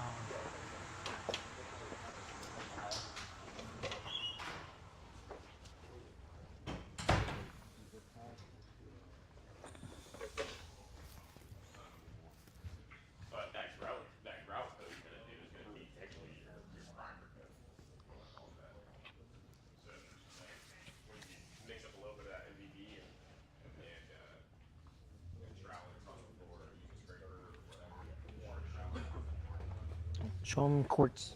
Sorry. Hey, you wanted to grind the edge? No. So it didn't. There's a lot of areas where it didn't get. It's just gonna pull. This is mainly, it's a showroom. So This is the quartz. But- There's also quartz systems y'all can do. Whenever I've done quartz, I just like doing a double broadcast. Huh? It's really hard to get it right on No, a we wanna single do this. broadcast.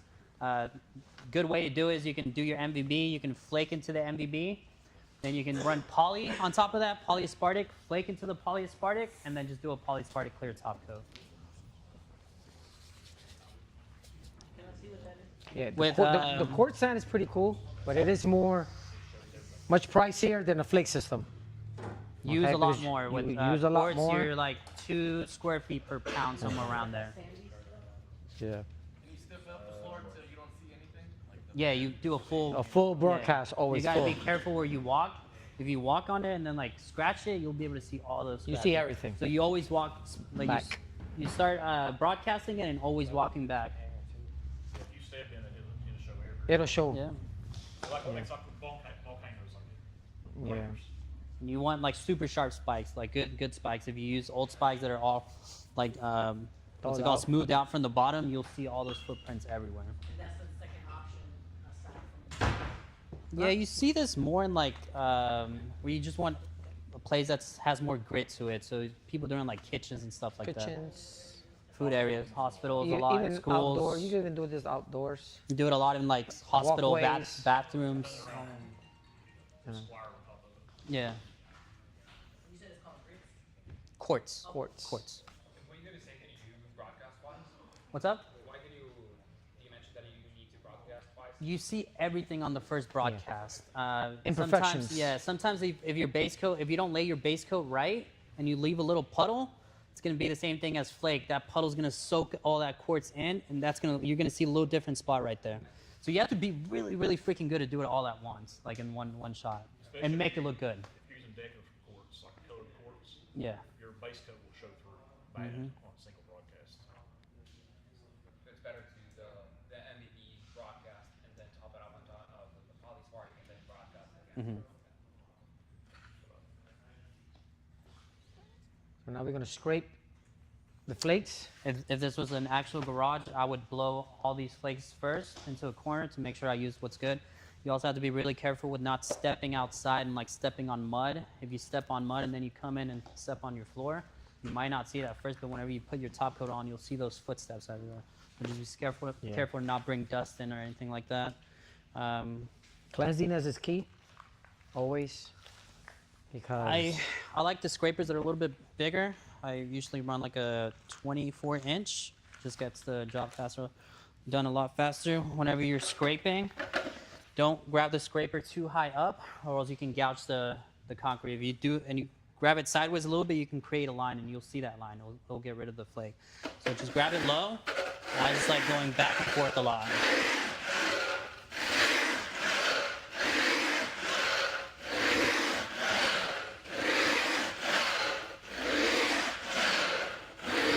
he is adding pressure to the bottom of the sticker with his left arm. So you want to add pressure to it as well too, as you go.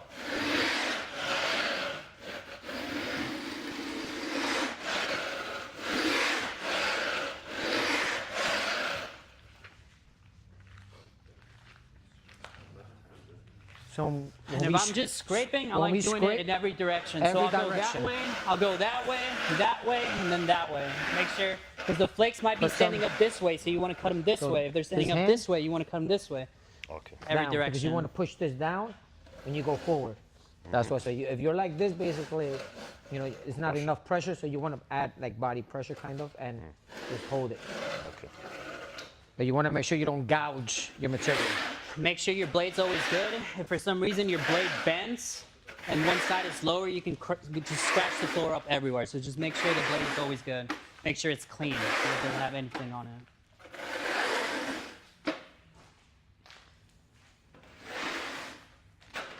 Just go back and forth. No, You don't have to back lift it and up. forth. You There don't go, pick yeah. up the blade.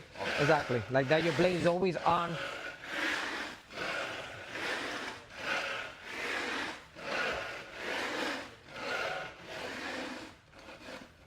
Somebody else? Like that, does it really affect the tip of So we went this way. Now we want to go that way.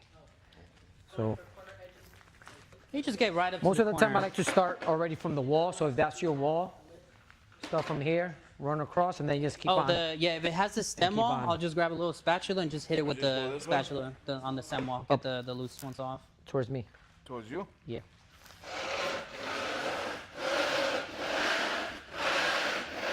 Put pressure on it.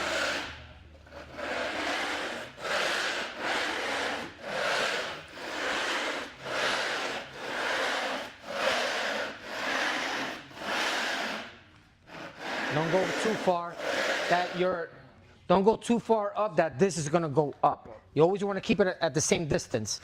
You understand? So you don't need to go all the way back. So you're gonna work pretty much in sections. How far you could go.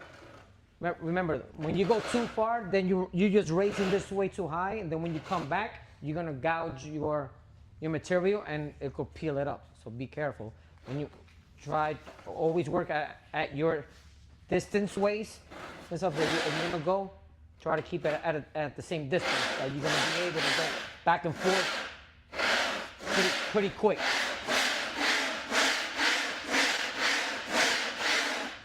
That's why. Now, if you go way too high because you want to get a lot of material, try to get it done, you could end up removing some of the product out. That's why. So it's faster moving in smaller. Like he said, that the bigger blades are much faster because you're covering more square footage on it. But once you start getting the hang of it, you'll start moving much faster as you go. And this is pretty dry, but already, so it's pretty solid. But if you're doing the one-day system, it'll be dry, but not fully dry. So you have to be careful. The one-day system is still tacky at the bottom. You can scrape just fine, but it's still a little tacky. So if you do grab the knife a little bit on sideways and you push, it'll rip it right off.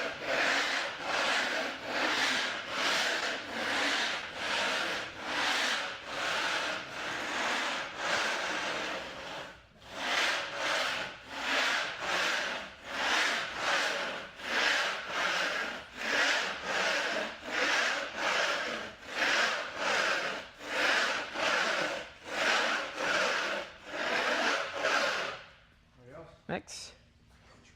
You're gonna go now this way. Correct. Just start over here. Start just over here, work then work back. your way back. Go across So and then exactly, working you're your gonna way work. back. Say for instance, if you're gonna work it, you're gonna work in the opposite, correct, that side. You're gonna work it in 3 sections, so always have your imaginary line. Like that, you could stay your imaginary line, so that you'll do this section from here, and then work the other section, which is you're gonna overlap it, and then work your back end.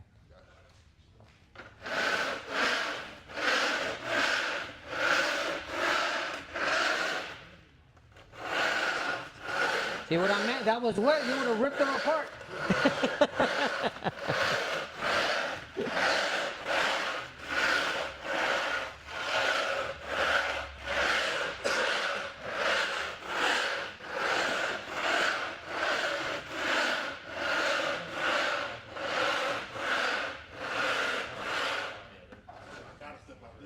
Yeah.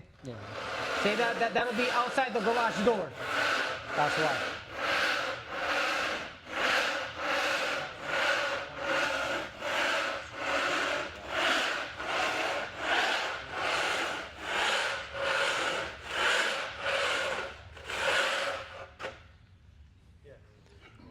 Anybody else? One more way?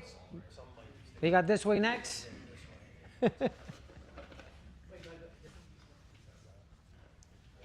So come in this side, face it that way. All right. Yeah.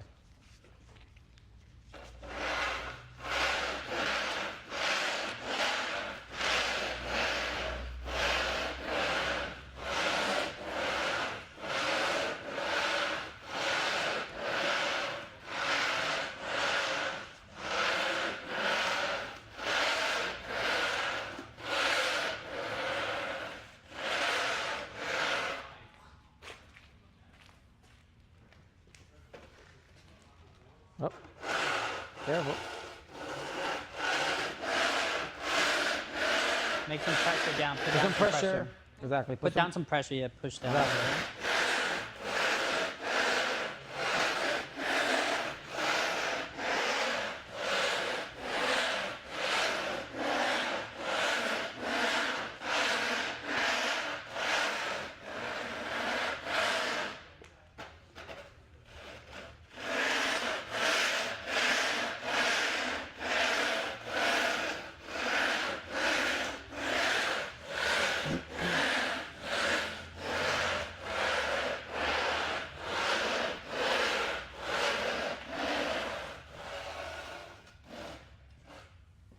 And then I would just kind of like hit this Yeah, one. you can hit it. Yeah, you just go right along the point.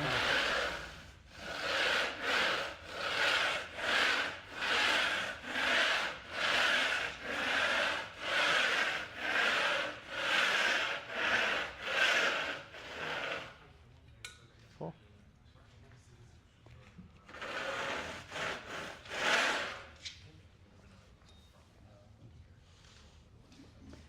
Come here, son.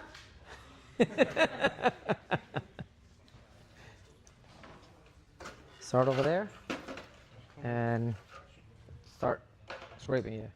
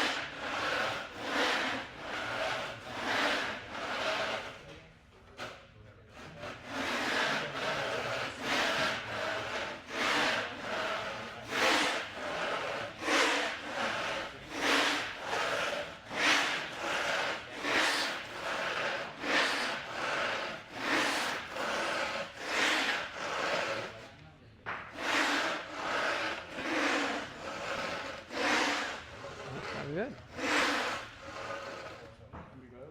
Want to try out next? Opposite? You back there, you're next. Both of yous. Both of yous. First in line, second in... Which way did I do it? You went this So way? he went this way, so come this way.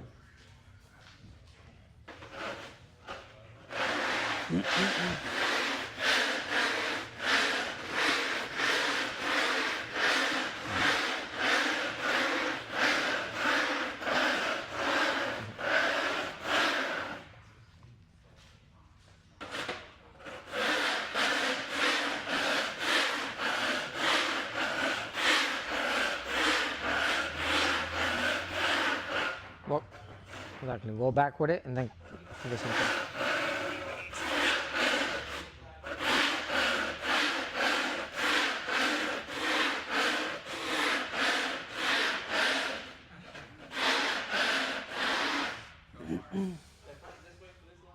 Let him do going that way now. I'm gonna let everybody try to take turns in directions. You'll see those footsteps. You gotta be really careful with that because it's really hard to get rid of those footsteps. And that end, correct.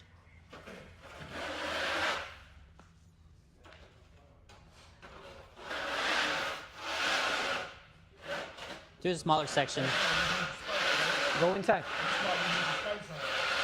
You don't need spikes when you're scraping, no, you actually don't want to use spikes because you can gouge the concrete.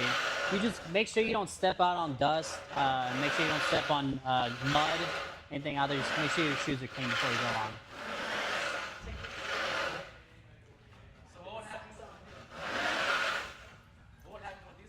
If you don't clean them, you'll see them. They'll stay there for the rest of the life. Nah, I would use just a dry rag. If that doesn't come up, use a little bit of acetone. I wouldn't want to put water on that. You're doing a poly on top of it. Poly hates water. Poly hates humidity, so wouldn't use water. Oh, that should pop off. Yeah. And also run the buffer. If you're running the buffer over, it'll get rid of that. Yeah.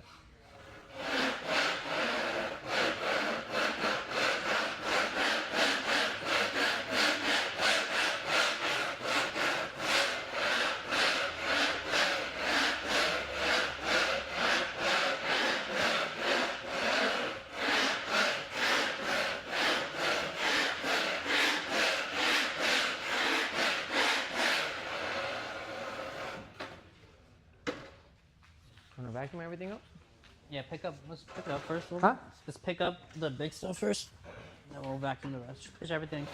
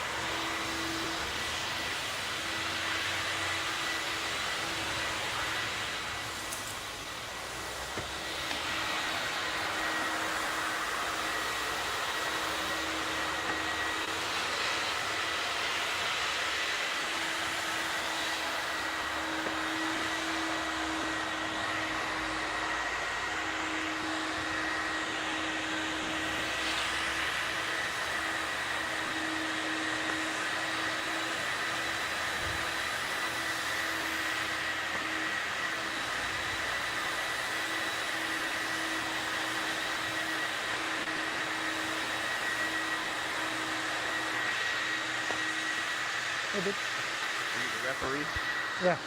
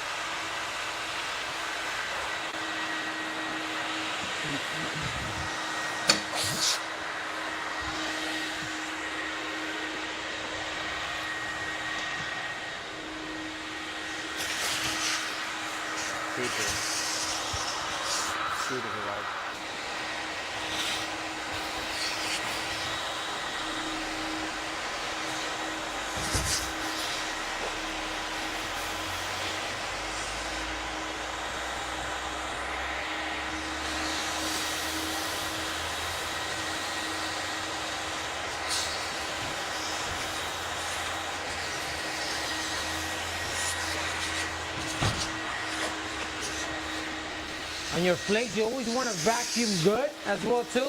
Remove as much flake. Don't leave flake behind thinking it's going to seal it with your poly. What that's going to do, you're just going to move a big blotch of flake to one section and it'll puddle up.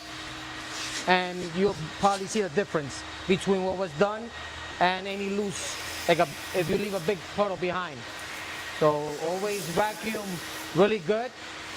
Blow as well too afterwards if you wanted to. Like usually what I do after I vacuum, I'll blow everything back to the end of the garage again and then vacuum that section in the back of the garage.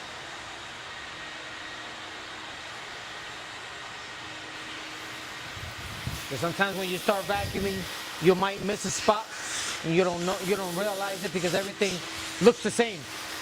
So I blow it, push it, and vacuum it again.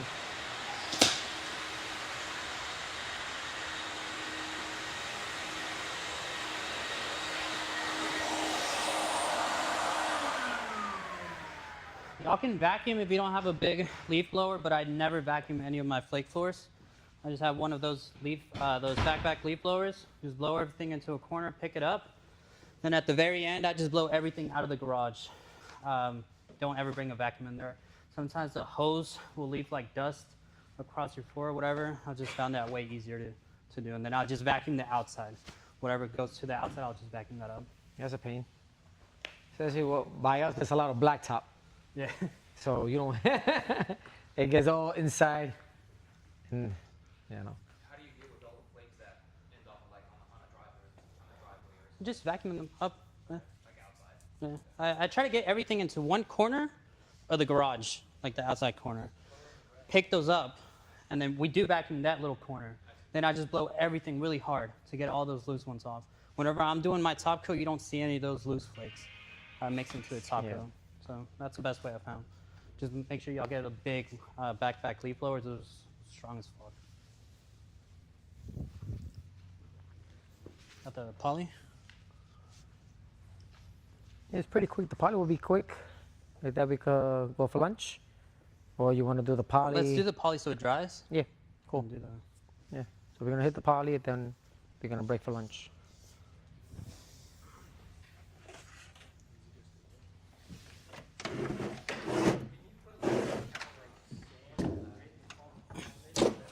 On the poly, you could add grit to it. It wouldn't hurt. You know. But if you put your poly on pretty tight and then roll it, this would actually act like a grit. That's why. So if you put it down too heavy, it'll just flatten out really, like it'll glass out. Then it'll be slippery and stuff like that. So no need to sand it right now. If you want to sand it, you can sand it exactly. This is the best time to sand it completely. With the 80 grit. And have a nice smooth finish. All right. And then when you throw your poly, you put your poly down really nice and tight. We're not going to sand it, we're just going to go right over this. Mandatory to sand it? It's not mandatory. No. It looks better when it's sanded. More cleaner, professional look. If you sand it, go with that extra step. That's Yeah. the one with that one we was using. Correct.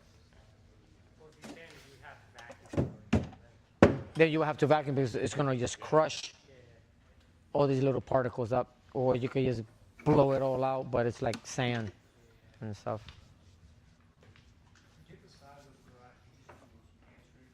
The what? Oh, the wall, yeah. Get a little hand scraper, and you can just scrape off any ones that are loose, and then seal it. Doesn't have to be aggressive scrape, just enough to knock down any ones that are pointing up. The what? You seen the plastic? The plastic roll? Oh, exactly. The wall first, correct. Yeah, do the wall first, and We then had it somewhere here. your floor. Yeah. You looking for the bucket that has product in it already? No, just a roll of plastic. Roll of plastic. Show it over here. There it is. What's that? It's yours? Yeah. We gotta get the knife.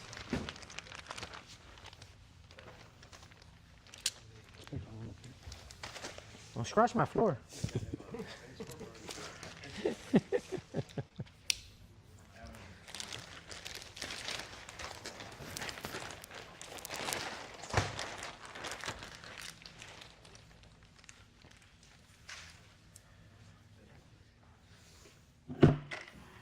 You know, running a 2-man, 3-man crew on a flake, you'll be in and out, really. That's really where your money will be at as well, too, if you're gonna get into flake. So.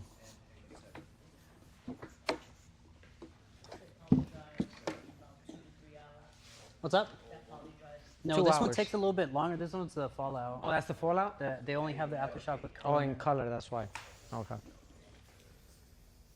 Well, it's still, it'll still kick. If it's hot, it might dry up in like 3 hours. But this, no. If it's really hot outside, we'll dry up. 2 hours. I had this dry on me quick. The And stuff like that. fallout? The only thing, you have more working time with it as well, too. That's really what the humidity and stuff like that, exactly. So it won't kick as fast as the other one we used yesterday. The other one you have to move much faster because it'll kick on you much faster than this one will. No, this is Fallout. Yes. It's the name of the brand, the same company, same everything.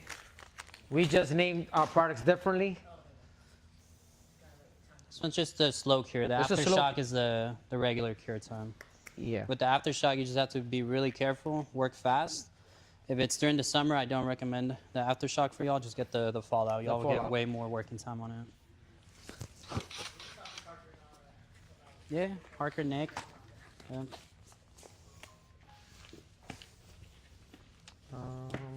Into the paddle. Is there another bucket with the paddle there? Acetone bucket? Yep, acetone bucket.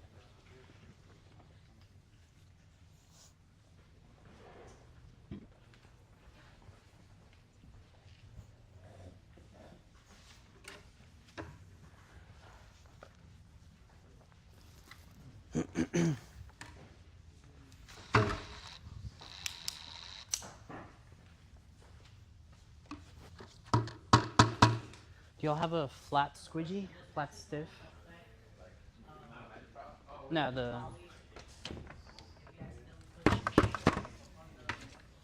this one right here. It's still a solvent. Doesn't do anything to it. Some people add acetone to it to give it a little more working time as well too. I don't recommend it. Just leave it at full strength and stuff. Huh? Yeah. If you have way too much, you can mess it up and not cure properly. For poly, whenever you don't run a buffer, your coverage is usually going to be like anywhere from 130 to like 150 per gallon. Whenever I do run a buffer, I can get away with pushing up to like 165, 170 a gallon. And it's just because there's not so many high and low spots, but it ends up looking really nice like that. This is the notch. I mean, the flat squeegee we're going to be using is a flat. There's nothing on it. It's pretty sturdy and stuff. I've seen people use the Magic Trowel, those the red ones. What happened with that? That flexes too much and leaves too much product behind. That's called a flat stiff squeegee. That's the one I use on my floors. The stiffer it is, the better, because it's going to push the product out. Yeah. And you can still control how much you're leaving behind by like how much you're pushing down on it. It's just, you'll just get that when you start getting experience with it. Get some end cap. You're the one, the flat one, the blue, but also it's like flexible a bit. That's the flat flexible. I don't like that one. You. The same one, but flexible.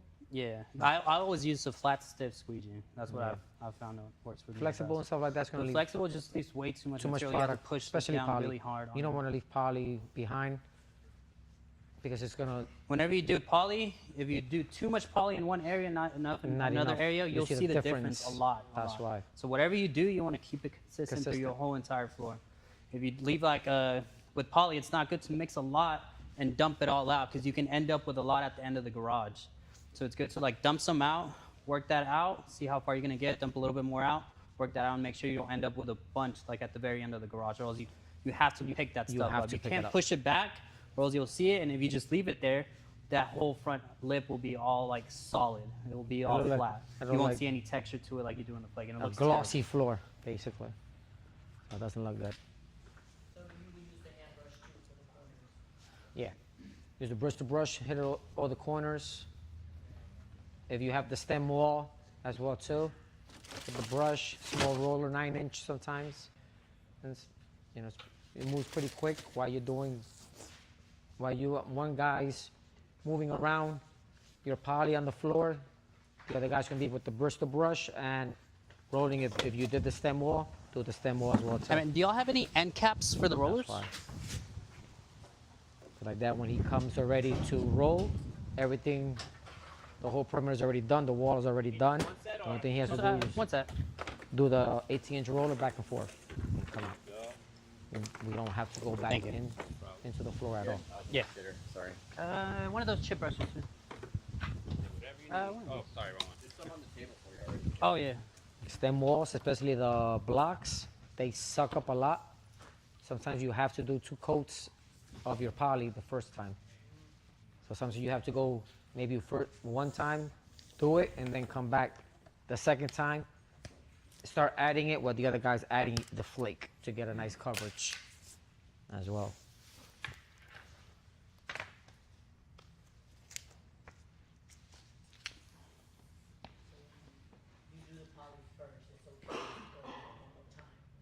Yeah. Yeah. Once you start adding the flake, don't go back on it again until it dries for the clear.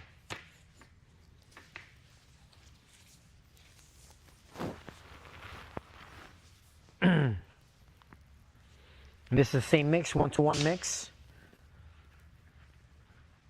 The only thing that changes is the working time on it. It's a slow cure. That's it.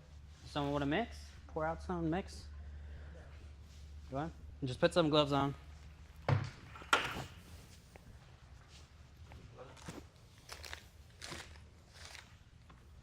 Now I found it best, it's gonna be hard when you're walking, pouring your epoxy, do it in spikes. You go in spike shoes in your flake after you throw in your poly? Okay. Because you're working pretty quick, you're gonna be working pretty quick, and you know, you're gonna be walking sometimes on top of your poly and stuff and try to push it all around. Never, I'm doing the poly. I see people, they don't want to put on your spike shoes and stuff like that. They 1-to-1. This is a 1-to-1 product out, but then what happens? No, what that's happens, just you leave acetone. We were using a clean blotches of material in certain ones. sections. Whenever I'm doing the poly, say I'll squeegee. This is the back wall. That's the exit of the garage. I'll pour my ribbons out like this, and one person will be squeegeeing. Once I get kind of far, another person will just be rolling behind. Whenever I roll and I come back here, I always feather out. I'll start and feather out. Or else what you're doing is just stopping here and you're leaving some material right here, and you'll end up seeing that line. So every time I come here, feather it out, come here, feather it out, line. Once we do that to the whole garage, I'll just come back, start right here one more time, and do the same thing I did with the epoxy. Stop right here, feather that out. There's a lot of loose flake. Yeah. Yeah. Same thing here. It was a real floor, yeah. Just do that all the way. Oh, let's vacuum that shit. You can hear it like snack cracker. That's why I don't like vacuuming. I just like blowing everything out. Yeah. We have a blower. Just blow everything into. Where's it at? Right there by the fuse, by the electrical box. It's electric. Oh.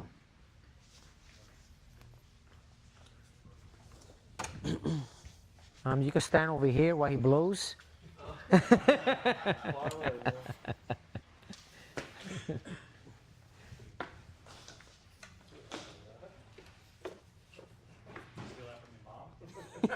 Grandma. Look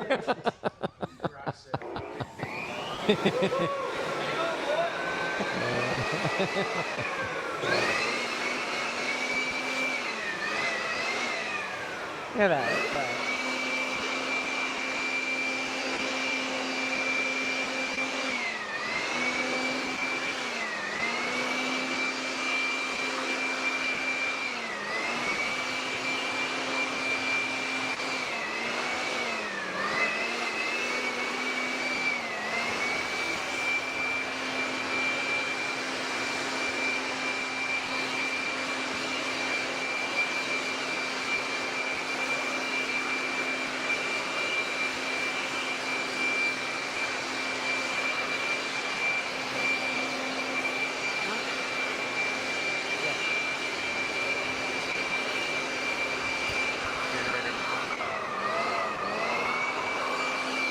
that we might still use, but everything else that we're done.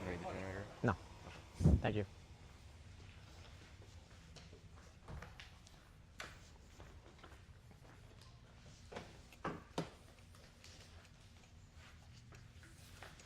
Yeah. Let's do We'll vacuum later on. What's up? We'll vacuum around later on. Yeah. Part A goes first. Yeah, just Yes. do 2 quarts of A and then 2 quarts of B. We'll do a gallon. If we need more, we'll mix a little bit more.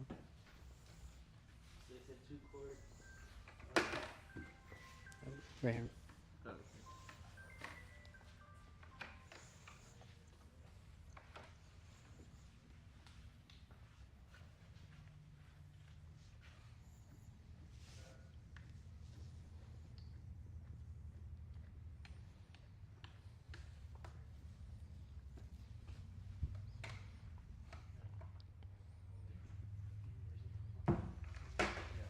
Okay, this top is here.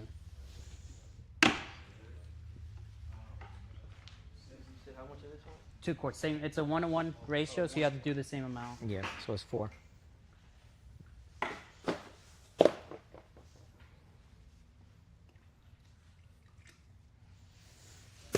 Where it says 1 gallon. 1 gallon. 128 ounces. Keep going. You're good. Right there. Stop.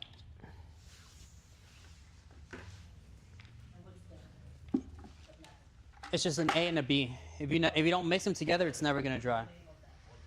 It's just a part A, part B. They're both the polyaspartic. slow. Both of them together is a I don't want it to polyaspartic. splatter all over the place.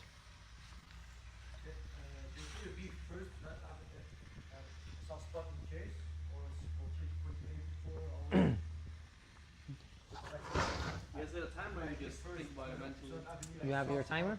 Do you have a time? Soft. What do you mean Alright, soft go ahead. spots? I got you. So you would Yes. So every time you're mixing, always have your timer. So yeah. So most whatever's at the important, bottom 3 of the minutes. bucket, I never dump it out in an area where there's no more Your cell poly. phone, stuff like So that, and anytime put I a dump timer out on a it. bucket, I'll always dump out a Like puddle. that. And You what's can at the see it, very or- bottom of the or bucket, I put make it sure I on dump it into a beep. puddle. Take a hit So with if it's not properly mixed, it'll Huh? mix with that stuff. By the time you squeegee Probably and you roll do 2 everything, minutes. it'll dry If up. it doesn't mix properly, Never leave a if it bucket does, sitting if you have unmixed sideways, like on poly this side, or letting it epoxy, drip, whatever because you're that's when you mixing, get those soft and spots don't that never mix dry the up. proper time, Yep. it doesn't fully mix A properly. lot of people do that on and you don't metallics. have They'll the dump chance out a of bucket not and just let it curing sit there on the upside floor. down, and those are. That's why. So certain sections will dry up compared to other sections. That's why.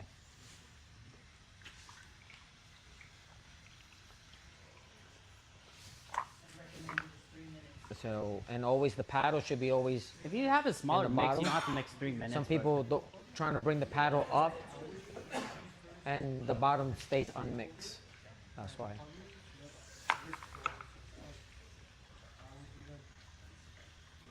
What do you recommend? Mixing the B into the A or A? A goes down first and then to B. Yeah. Yes. It's the same Yeah. thing like Correct. This epoxy is over just here. kind When you have these epoxy, you have your A and your B's, so your A is already there. You should be dumping your B to your A. Correct.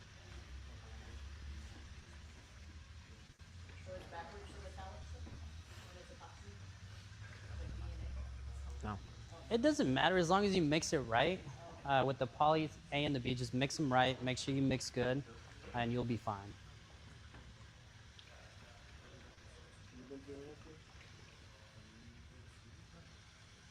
You only like a minute and 20 seconds, bro. 3-minute mix? 3-minute mix. So he asked me why. No, you don't What, censor what your happens top if I coat. do a 2-minute That's mix? clear. So what happens with that? You have the risk of not having a full mix, and if you do dump it, it could react differently, or you could have some spots that will dry, certain spots that are soft, or take longer to dry. Okay. In order for you to be on the safe side, follow the rules. Do the 3 minutes. I like to do, especially when dealing with a lot of kids, 2.5 minutes at least. We could jump on it, but try to stay within that area. So there's little pieces 3 of, minutes. like, stuff in here. How bad is that? What's in there? That's epoxy, little particles. That's Or- fine. or It's that- probably like the things I blew from the flake. It's gonna mix into the flake. You're never gonna see that.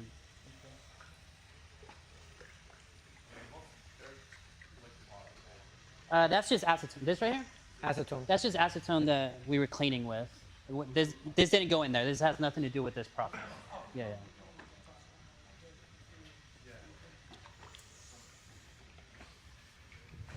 So whoever you have mixing, have a dedicated mixer, and make sure he does mix properly.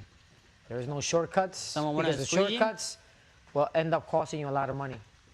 Someone else with the roller? If you don't put it down properly and it doesn't cure, everything will have to come back up. You cannot add another coating thinking, oh, let's add another coating on top of it so it could dry up. No, it's going to react to it and it'll separate. That's why. Whenever I'm squeegeeing, I like squeegeeing walking forward. It just feels like I get better control of the material. Always keep like a little angle and always pass the squeegee behind the puddle. If you pass the squeegee in the middle of the puddle, you'll just push the material both ways and you'll end up with puddles on what you're already done. So always behind the material, keep a little bit of an angle, just go sideways. Since this space is so small, you can't go forward. You just have to like, go side to side. Back, probably. I like to do my edges first, do a good section like that. Come back over here, do this section, and then just work in the middle so I don't have to worry about that corner every time. Just work the material like this all the way around. Just a little bit though. You don't want to go too far ahead. I don't think it's working. Yeah. It's this space is so small that you can't. You just gotta work in the middle. You gotta work in the middle and then. So what if it gets right here? Yeah, that's why we'll have to mop everything up. Oops. With acetone, like a Yeah. Acetone. You took my bucket away with acetone. That was what that for. Bring it. Hold up.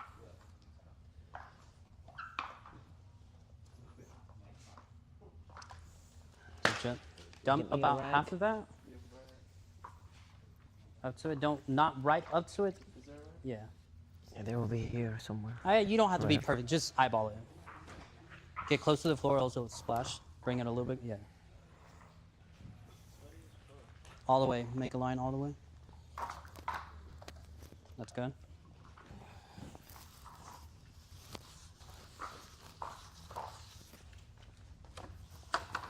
And someone would be doing the edge right now. They'll have a little bucket. They'll just be hitting the edge. Go. Yeah. same bucket?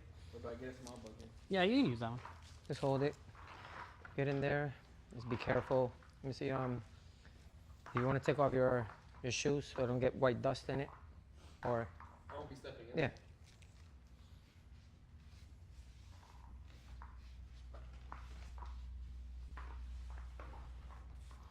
Try to push that product out. Hold. No. When y'all start push doing down this, on the let me stick. see. Put pressure on the stick. Just think about doing it fast, because if you're on an actual job and it's hot outside, you're gonna want to work fast. So don't be scared. Yeah, You don't bring get the scared. material Push- out this way. push do your product. edge. Because if you move really slow, that starts to kick up on you. And then I can't go either. You're done. And don't ever use these wood. Just get the metal ones, because if you'll put pressure and it'll break on you halfway through the floor. Put pressure on it. The pressure. Put pressure on it. Exactly, and move it. Don't be scared of it. More pressure. You can go right up to the material. Don't be scared. You see how you're doing this right here right now? Just get on the material. It doesn't matter. He doesn't want to get his feet wet.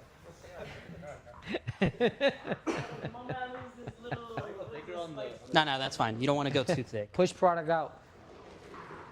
See, on the edges on the wall, you have a lot of product still on the wall. Exactly. Push, get in it. Come in. See, over here you have a lot still.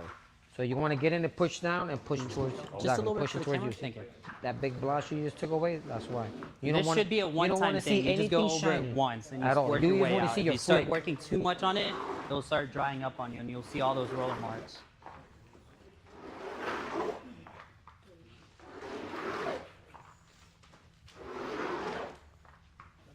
There's all pressure on the stick, you know, and pulling it. You know.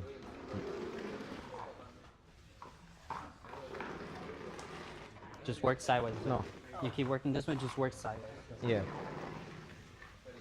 Tight.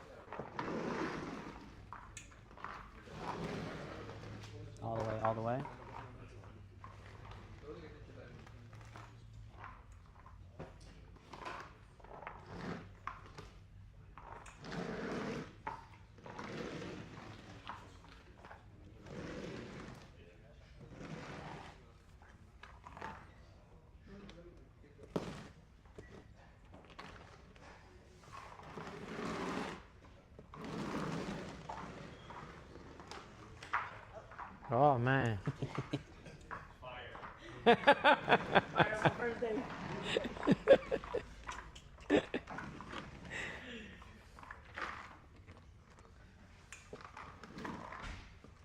Okay, this is your $3 a square foot guy. Okay, this is what you're gonna get.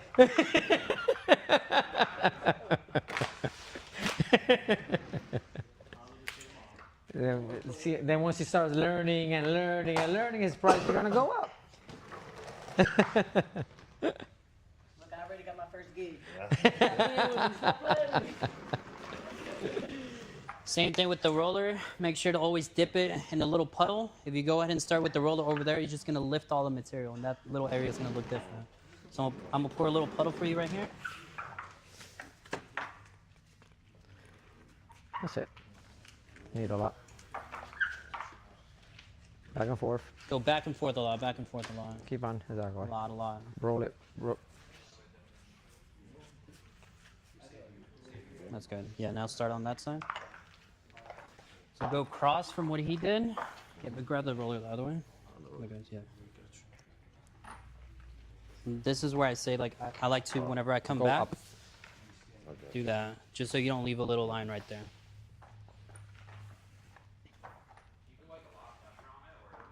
No pressure. If you put pressure, that's where you have those, you leave those puddles. And just let it glide over. So this full pressure control and that one just like. And just, yeah, you don't have to go forward. Yeah, you can go forward, Forward. too. But Just lift lift it. up. Yeah. No, lift up and go back down. Lift. But yeah, start back over here. Look, let me show you real quick. So you start here.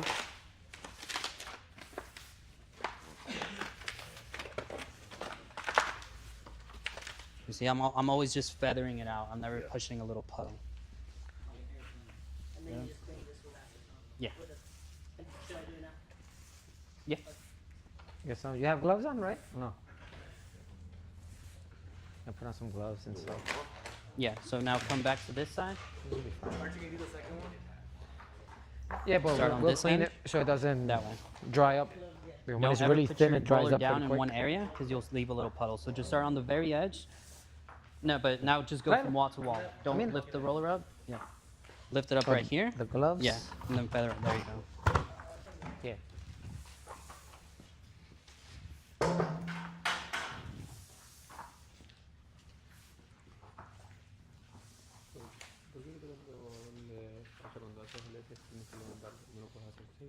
So, él lo hace así porque a veces cuando si dejas el rolo puesto What's up? y termina ahí, deja a veces una marca. Or El just rolo. this one you gotta knock Sí, it off. pero digamos, si tú lo llevas Clean it para with donde, ¿verdad? acetone. No, él lo está levantando mucho.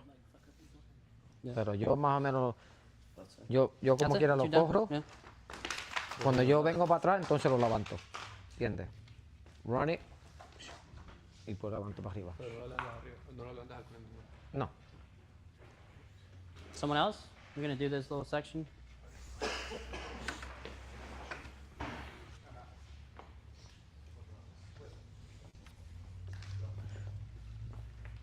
Would that roller dry up? Yeah. If you leave it for a while, it'll start getting really tacky. Right now?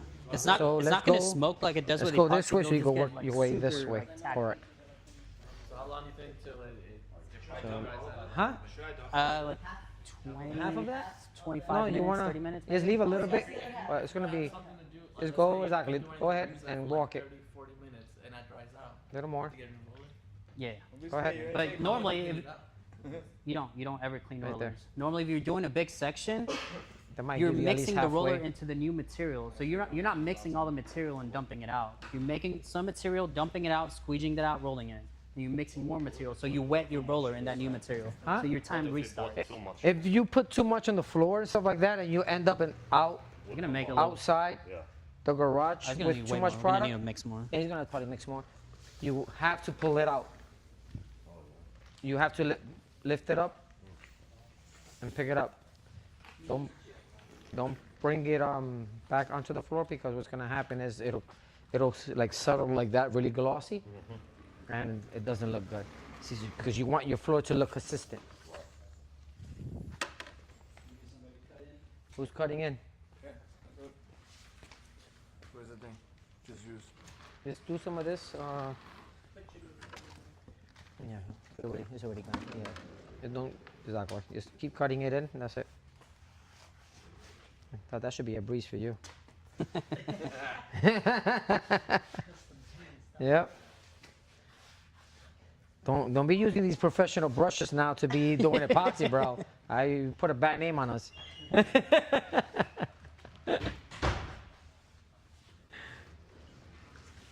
putting a bad name? I'm using high quality, even though you only use. Because then everybody wants to use it. Then that's why. They're pricey. Huh? The $2 brushes. Yeah. They get used once and you toss them. A lot of material that you do buy on this goes to the garbage. Right? You do not rinse it out. You don't clean it. Don't take it home. Put it in your laundry. All right. It should be already counted in your estimate. Watch that line. Just always go behind the puddle so you don't leave that. See that big line over there? Yeah. Right. No, right here. Oh. Yeah, just go behind that line. So you're gonna buy brushes by the box, Bristol brushes, rollers. The only thing you can reuse is your tools. Clean them. You clean them good. They're reusable. Should I wrap this for the next one? Yeah. Yeah. Dump it on some acetone. Rinse it out. Huh? Every project is a brand new roller. That's it. Once that dries up, it stiffens like a rock. That's it. There's nothing there. Keep coming in. See all of this? See all these shiny spots and stuff like that? Oh yeah. So Because I'm not see? putting Go with that product. pressure on it. Yeah. See all that product? Yeah. Okay. They're probably not here to finish. See, yeah, he could finish all of this with all that product still on the floor. Tell you the truth. But you're gonna have to put on some spike shoes and get in there, bro. All right. Give me some. Get on some spikes. I'll mix a little bit more. It looks good. It's gonna look good, but I don't want it to glass out. Huh?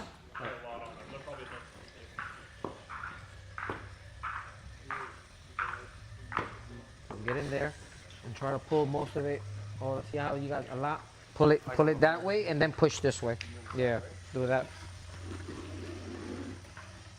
Okay? Yeah. Push it all the way up to the end. Correct.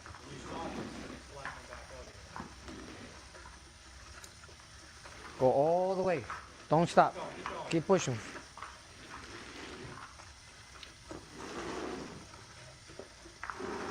No. Right here, that spot right there. I always like to mix a little bit more. When shit like that happens, you'll be able to see it. If you don't roll the same amount of material over it, you'll be able to see a difference there. So I don't mind wasting like a little half a gallon or something like that extra.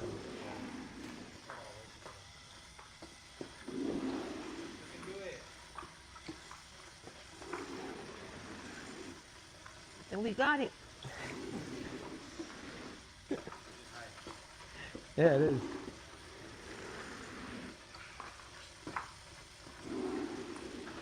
A lot of labor intense, right? Oh. You're like, oh, yeah.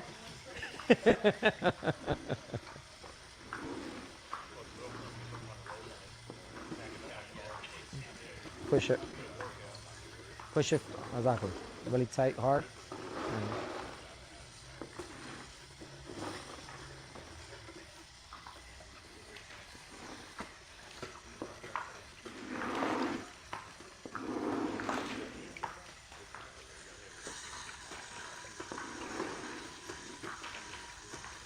Yeah, a lot right here. Push over here. You don't have anything whatsoever. So push that. There. See all that you're pushing? Everything is hiding in there, but yeah. It's a lot, that's what I'm saying. It's a lot of material there. It's just. It'll look different though. Oh yeah, it's gonna look different now. All right, you gotta throw that in there, but Hold up. Okay, just wet your roller a little bit over here. And a new little mix. Can you get that for me? Whenever y'all are doing big sections, you always want to, don't push it all the way up too. You want to wet your roller in the new mix to kind of like restart that time of the roller so it doesn't get tacky on you. What do you want to do with this? Yeah, just push it down. Push it all the way. Your left foot's gonna come out of that cleat. Yeah. Oh. Yeah. Push it all the way in. You'll step down on it, and it's got. Don't do that.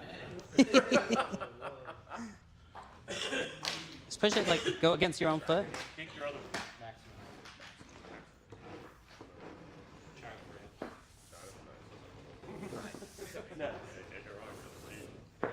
Yeah, just do one area like this. That way. Work your way that way. Let's start. Yeah. Go back this way. There you go. Go right up to the edge. You don't have to like slam it down. Just kind of lift up it down.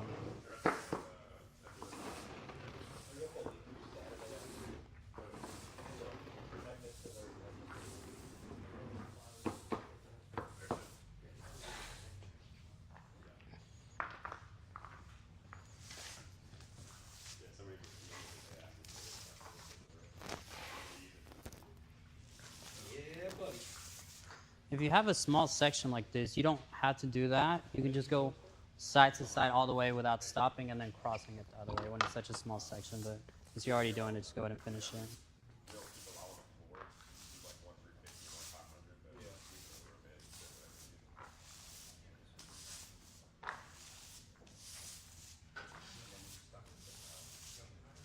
Let's just get on this side and then do that little edge over there.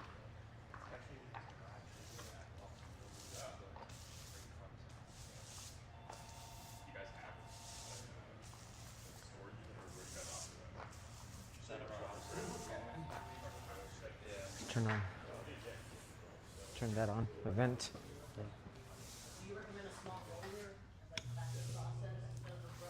I just do a chip brush. It's really quick with a chip brush. Yeah, now go side to side.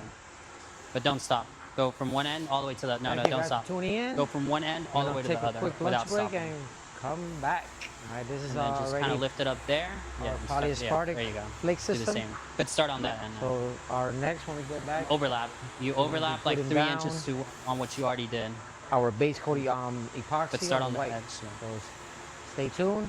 See you guys later. Peace.